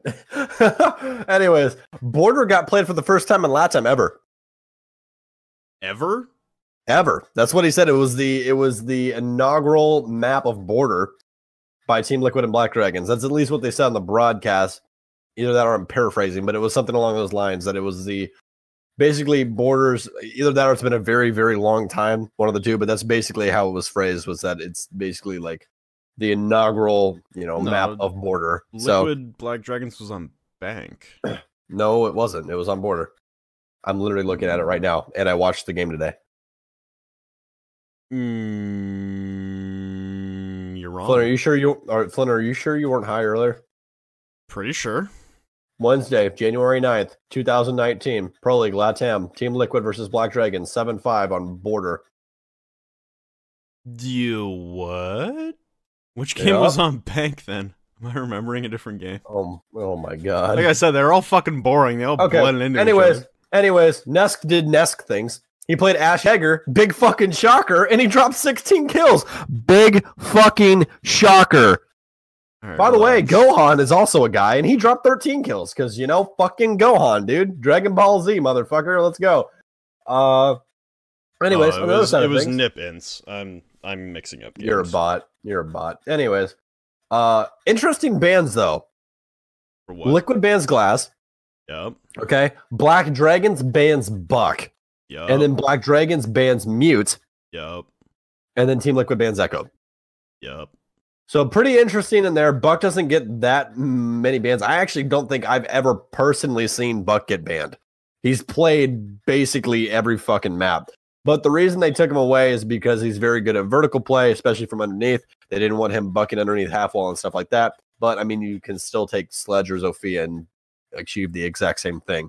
So, and by what I mean with Sledge is that you can nade it. So, stuff like that. But, I mean, hey, it worked. Nesk did Nesk things, which was great. So, because Nesk is my favorite player, and I will fanboy over him until the day I die. I don't give a shit.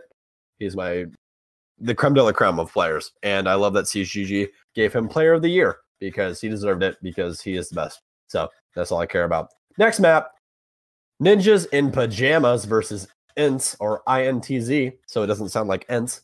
So we say it out. 7-5 in favor of Nip. That was on Bank, as Flynn said, which he mistook for the other game, but, it happens. Now, again, another pretty much a frag fest. Psycho from Nip dropping 15. Drunks from Ints dropping 16 and losing. So, again, you hate to see it. It happened to Hyper. It can also happen in LATAM, and it did. It's actually having some, pretty intelligent bans. They banned out Ying. They banned out Mira. Habana and Echo were the bans for Nip. Not surprised by the Ying ban at all. I mean, again, I talked about it a lot on Cass. I'll talk about it again. She is a catalyst for aggressive play.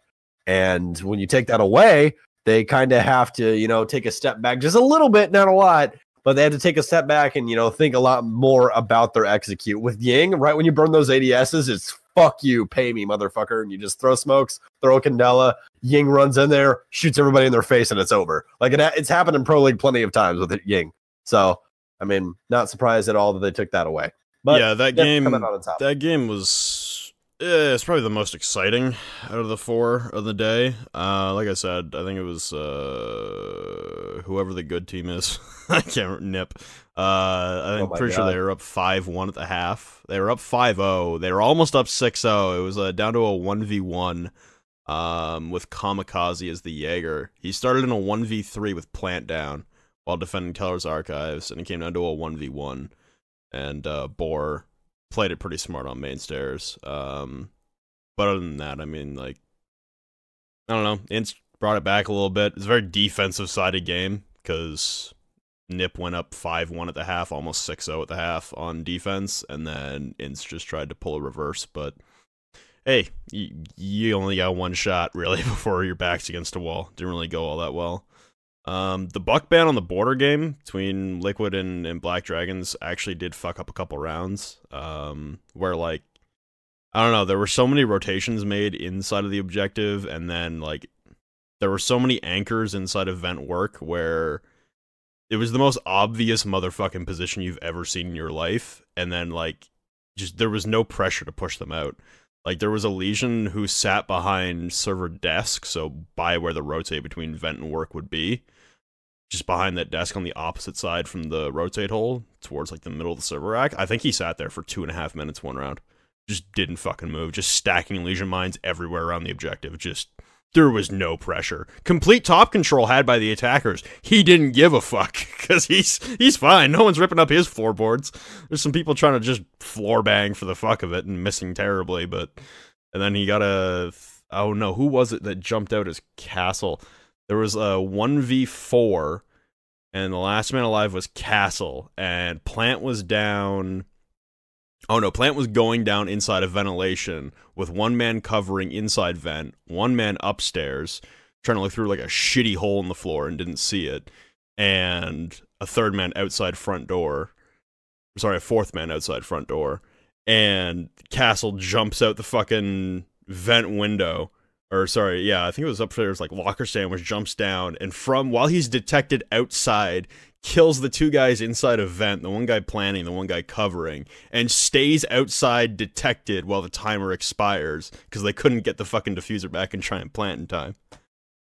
So he won a 1v4 by only killing 2 people, and it was fucking nuts. But other than that, the games were pretty boring. Yeah. They banned Monty. Payne did. Payne banned Monty and Valkyrie. Yeah. So, FaZe banned Habana. Drunks also and had, Echo. like, a nasty 1v3 on Maestro. On Bank. That's good for him. Yeah, he was actually, like you said, what did he drop, 16 in the game? Yes, dropped 16 and lost because he dropped the same amount of kills as Hyper. He was in a 1vx probably 4 times, 5 times in that game on defense, and he won a majority of them. It was terrifying. It's either 1vx or 2vx. I know CGG tracks the 1vx's.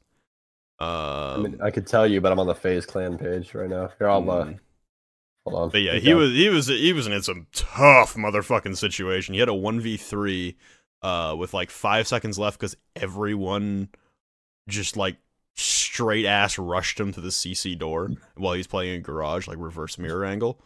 I don't know. There were some throws to be had. One successful 1vx, and actually Boar had 2 1vx situations that were successful. That's all their rounds basically. Okay, all the like 2vx's. Four of their 5 rounds wins came down to a 1vx situation. Yeah, and people won it, and it's like, oh my god, that's what I'm saying, man. The game was like, it was just dumb. It was a dumb game. It was, I don't know. There were a lot of throws to be had on both sides. You don't see that. You don't see that very often at all. No, not in any region of Pro League. Even APAC, where things get a little wild. Oh, by the way, I wanted to touch on this before we delve into the last 2 Brazilian games. We both picked Atletico to make it to invite through the online qualifier. They left the org Atletico, but the players themselves are currently under an orgless banner, and they are going to the APAC Invitational Online Qualifier LAN Final with 3 other teams. So we got a 1-in-4 shot in calling that right. Also, another team had to be subbed out because of visa issues. I can't remember who. It's probably on Liquipedia, but I know Aerowolf was involved. I don't know if they're the team replacing or the team being replaced, but that's another case of visa issues. The team replacing. I'll look real quick. All right. Just so we have confirmation. Yeah, but it's another situation. Outlet, Flynn, damn it. It's another situation where visas just completely fuck up everything, and that's no fun. I hate when visas fuck up everything with Siege. It's a constant motherfucking cycle of visas and bullshit and all that fun stuff. But yeah, we got a 1-in-4 shot, maybe. 1-in-4. Who knows? We might have actually accurately predicted an APAC online qualifier. All right, let's look here. I mean, it was a CGG article. Oh, well, I went to Wikipedia because that's what you said. Well, I imagine there would have been a thing about it. Transfers? Here, 6 Invitational 2019 APAC LAN. Anyways, while you're finding that, FaZe Clan won over Pain Gaming on Bank 7-3, which not surprising at all because FaZe Clan is extremely consistent. Per se, with this right here, Yuna 11-5, Mav 10-5, Moringa 10-6. Like they just drop numbers and they drop them consistently and they do well. So very good by them. Doesn't seem like they put up much of a fight, and the likes of Pain Gaming at least. 2 defensive round wins for Pain and 1 offensive round win for them. FaZe won 5 defensive rounds, so they got everything pretty well figured out on Bank at least, and when they're playing against these per se lower tier teams. So that's going to be it for that match. I already said those bans for that one, so we'll jump into the last one, which was Immortals versus Red Devils. Let's see what map that was on right now, and that was on Clubhouse, and that was Immortals winning 7-3. And Immortals pretty split on their round ones as well. They actually won 4 defensive rounds and 3 offensive rounds. Red Devils only won 3 defensive rounds, but what else do you expect in Clubhouse? So, bans were Habana by Red Devils, Ying by Immortals, Valkyrie by Immortals, and then Echo by Red Devils. If you guys can see kind of a trend going here with Habana and Echo. Habana is banned out a lot on maps that have a lot of hatches. Basically what it does is it forces you to select the hatches that you want open because you have to play Thermite. So you can bring Maverick, but it takes forever to open up a hatch. Very time consuming, and more than likely they're going to try and rotate somebody to kill you. So it's not the funnest way to try and handle hatches, especially when you're around soft floors, per se, like the kitchen on Clubhouse. So a lot of Thermite play, and you're going to have to select the hatches that you want open instead of being able to get them all open. So that is why Habana gets banned out a lot on those maps. Echo just getting banned out because he's fucking annoying to deal with unless you play an IQ. So, and if she dies, then you're pretty well fucked because they're just invisible and you're just going to get shot in your face repeatedly with little sonic things that mess up your entire screen. But Immortals coming out swinging out of the gate. Basically, their entire team positive on rating. 1.5 for Cyber, 1.46 for Nobbies, Bullet with a 1.3, and PX with a 1.2.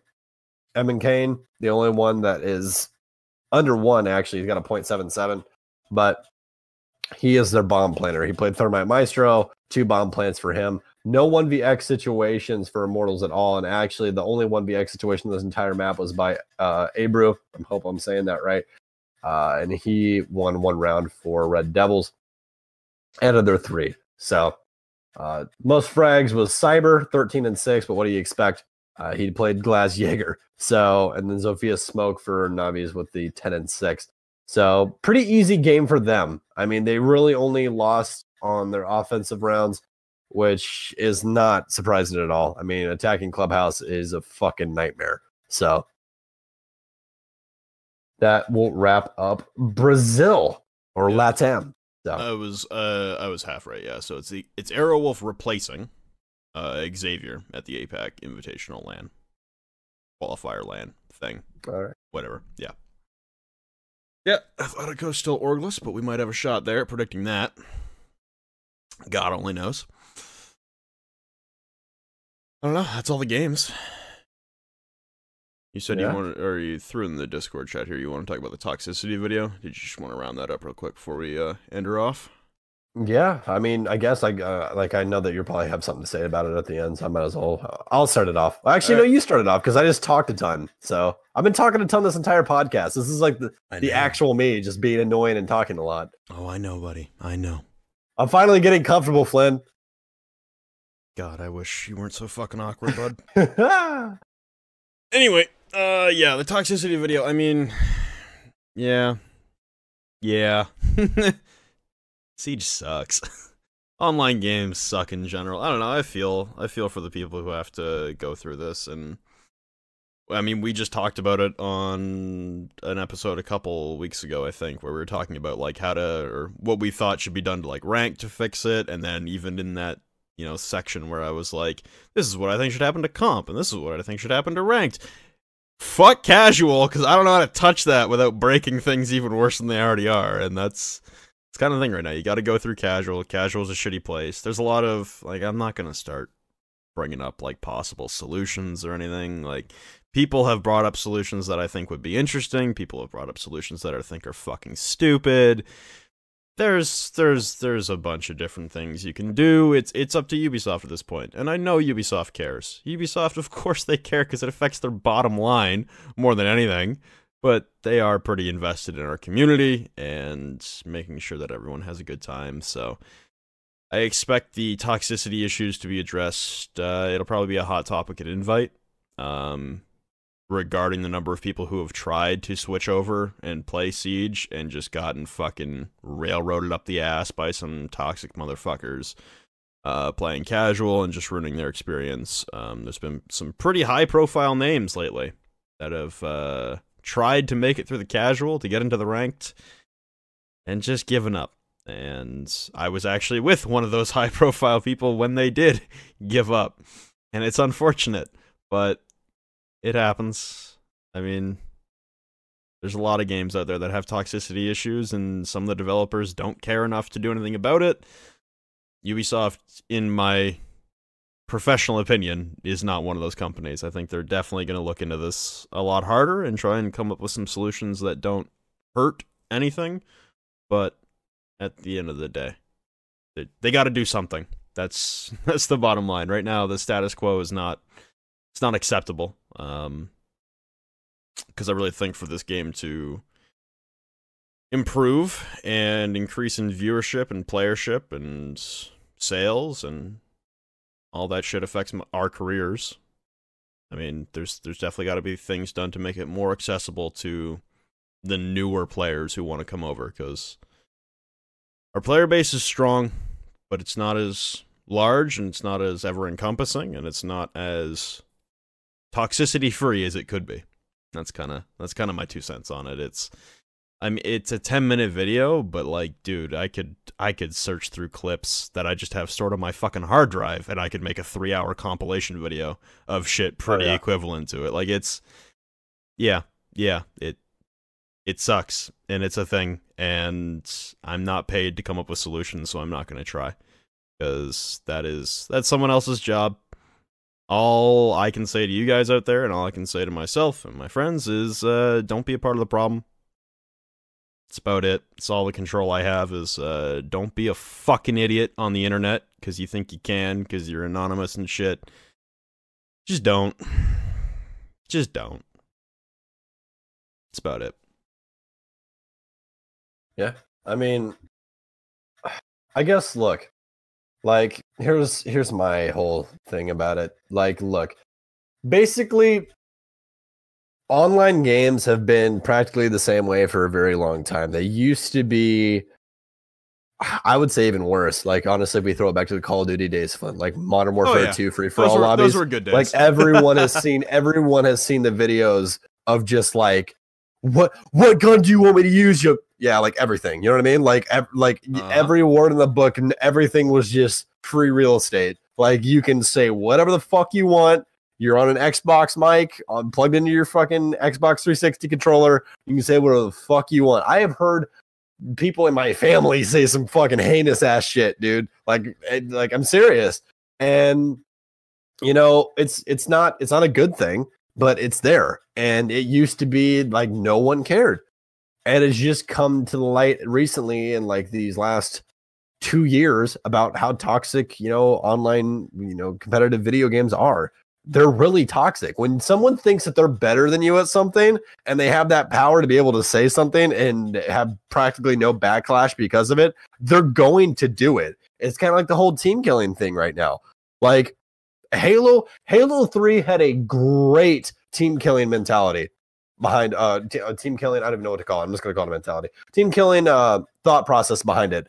Basically, if you team killed one person, you didn't get a prompt. If you team killed 2 people, that second guy that got a prompt to either forgive you or kick you. And that was great because if you're like in a gunfight with somebody and he tries to snipe them and you happen to jump at the same time and he snipes you in the back of the fucking head by accident, like, okay. But if I'm in a ranked game and I accidentally nitro cell 2 of my teammates or something, like something crazy happens, like it happens in fucking Pro League all the time, how is that my fault? You know, like it's stupid. And what else will help it alleviate is casual. Casual is a cesspool of toxicity and team killing. That's all it is, because you don't lose any elo. There's no repercussions, as Flint's talking about earlier. Sure, you don't even get a ban sometimes for team killing people. Like, I've done it. Everyone's done it because there's no repercussions. There's none. You don't get punished for it. And you just have to hold people accountable for what they do.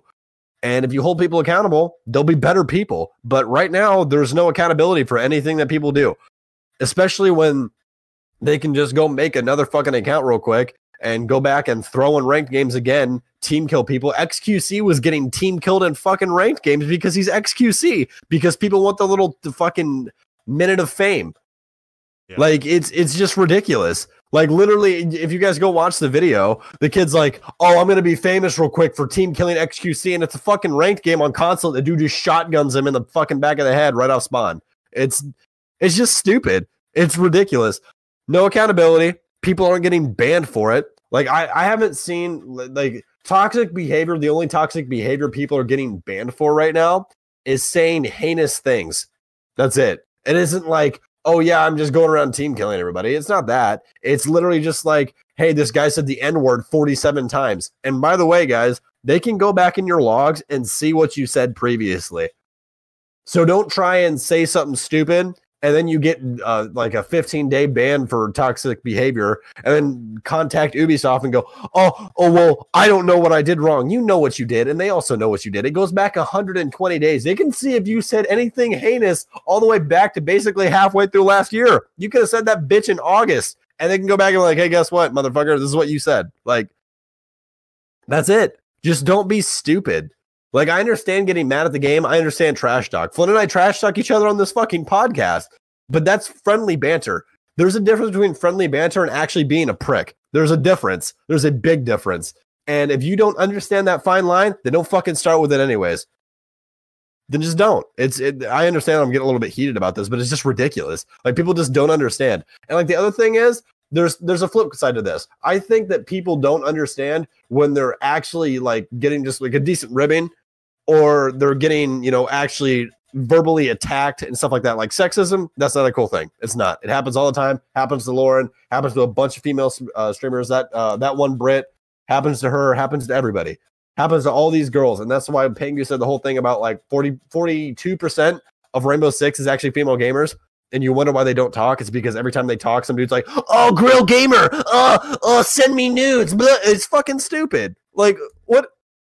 Just because you have a fucking mic and an internet connection doesn't mean you get to be a fucking idiot. Like, that isn't a free pass. You don't get a passport to be a fucking idiot. You're just a fucking idiot. That's what you are. Be smarter, be better. If you want this game to thrive, then let it thrive. Think about that in the back of your head that next time that some kid fucking has a nice fucking kill on you, gets you on a nice angle or whatever. Actually be like, hey, nice shot. Don't, oh, you fucking toxic pinging piece of shit. Like, what? Who the fuck cares? It's ranked, first of all. Second of all, the kid made a good play and he actually played the game correctly and outplayed you. If anything, get better at the fucking video game. Like, I had to stop myself from that shit. Like, I had to. I used to do that shit all the time. Some kid would fucking kill me off some angle I'd never seen before. I'd be like, you sweaty nerd. Like, what? No, that's just me. I need to get better at the video game. That's it. If somebody outplays you, you get outplayed. That's it. It's just fucking annoying, man. It's just so annoying to see people that like, you don't even have to say shit. Just do it because they think it's funny and be annoyed. I think the funniest clip out of that entire video was, I don't know her name and I apologize, especially if she listens to this. But basically, like, this dude was just like talking about like, oh, because she was playing with another girl gamer. He was talking about like, oh, do you guys have like sex with each other or whatever, blah, blah, blah, blah, blah. And she contacted Epi and Epi banned him on the spot, like in the game. I was like, that's right, Epi. Let's go, buddy. That's what I'm talking about. Like, it's just people don't understand that they can actually be held accountable for what they do. And if Ubisoft puts that on the forefront and goes, if you do this, you will be banned. If you do this, you will be banned. If you do this, you will be banned. Like, just put it on the forefront, allow us to report it correctly, and make the reporting process faster. And you will clean this game up in a fucking jiffy.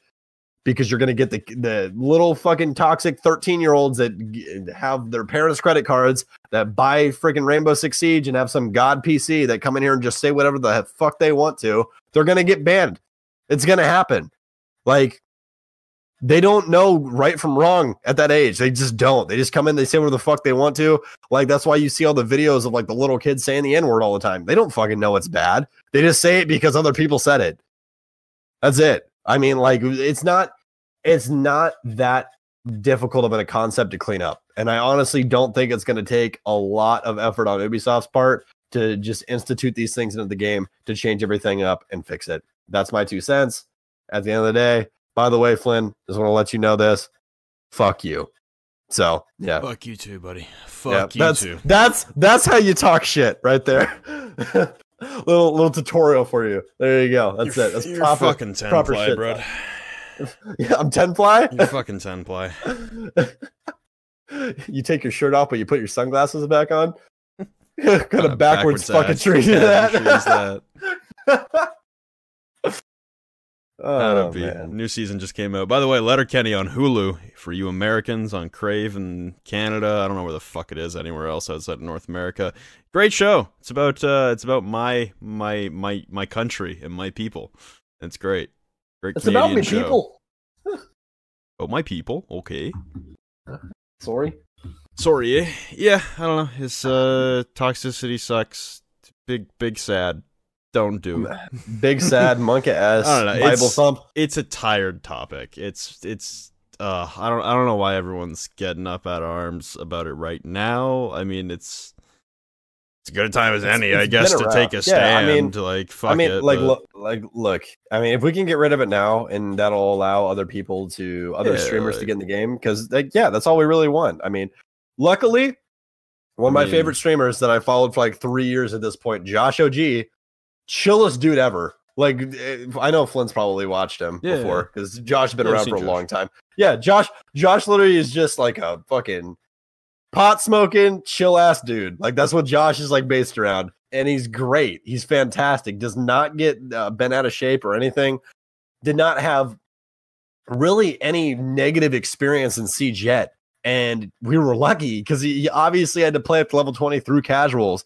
And he really didn't have a crazy bad experience. Like XQC, people were just stream sniping him just to team kill him in ranked. Like, what?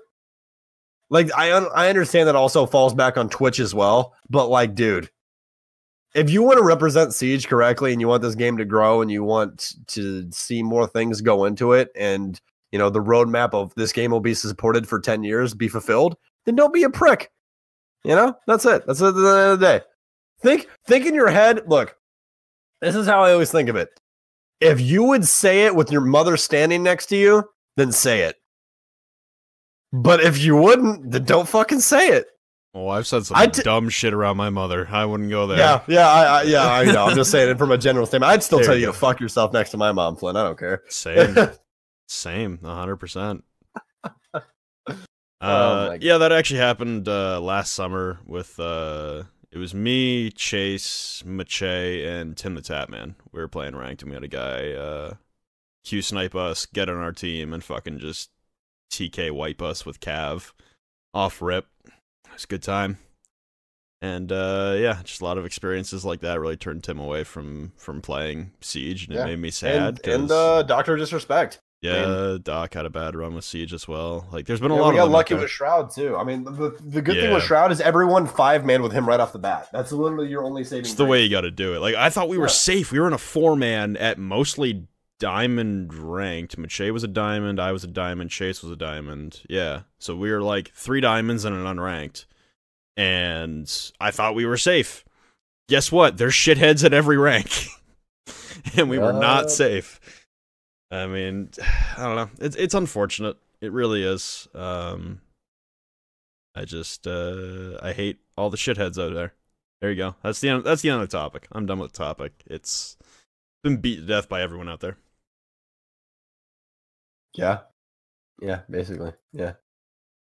Oh, I thought I had to sneeze, and then I didn't have to sneeze, but now I might have to sneeze again. I don't know. I'm trying to wind it down, and I just can't get this. Okay, not gonna sneeze. Confirmed. Yeah. That's it for us, ladies and gentlemen. That is episode 7 of the podcast in the books, the B Leaguers podcast. Stokes sent me a nice little DM. Apparently, he got the B Leaguers on Twitter reserved.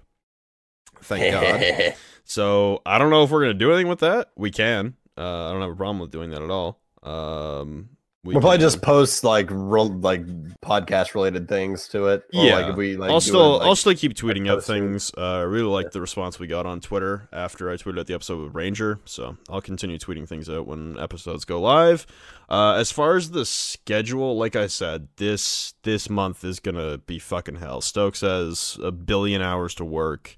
The super months with time zones, like there's no stable day we can just pick each week to go, so it's most likely going to be, I'm going to try and schedule podcast days for the one off day that is in each week. So I'm going to get one of them on the off day, and then the other episode will most likely be right after an EU play day. I'll try and schedule it out like that over the month, because EU will end by the time Stokes gets home, and we don't have to be recording until 2 a.m. like we are right now. And the off day, we can do it whenever, because there's no games on. We don't have to worry about, recording before 4 games happen, and then, oh, you're out of date, you're not talking about the games we just saw, blah, blah, blah. We can try and map things out around that. But as far as, like, consistent Tuesday, Thursday, like the original schedule was, yeah, don't fucking expect that until after Invite, when things return to normalcy. Anything you want to add before we sign the fuck off, Stokes?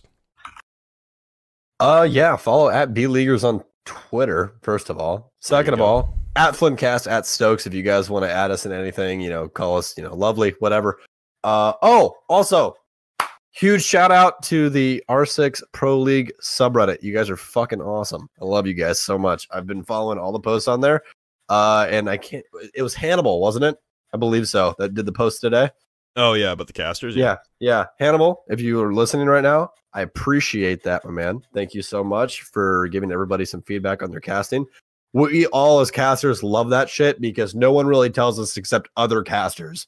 That's really about it. Like, either in the public eye, you either just see, oh, they suck, or, oh, they're great. Like, that's really it. You don't see, oh, this is the reason why. Like, you know what I mean? So really, really nice right there. And I just wanted to give you a little bit of praise for that. So I appreciate that, my man. Hashtag BLeaguers on Twitter, guys. If you guys have any questions for us, or at us as well at BLeaguers. We're going to probably open up the DMs to where you guys can request as well, and put your questions in there just for future episodes. Or, if you guys want to see a guest specifically, you guys can let us know, so on and so forth. But we just want to say that we do appreciate you guys so fucking much from all 21/22 countries. I can't remember the exact number that you guys have listened to us from. You guys are fucking insane. We love you so much. But that's going to do it. It's 1:07 in the morning for me. I'm going to go to bed. Oh, actually, I'll close it out on this. My fucking Final Mouse finally showed up yesterday. It's been a month and 9 days. Fuck Final Mouse. They make great mice, but their deliveries are shit. End. Good night.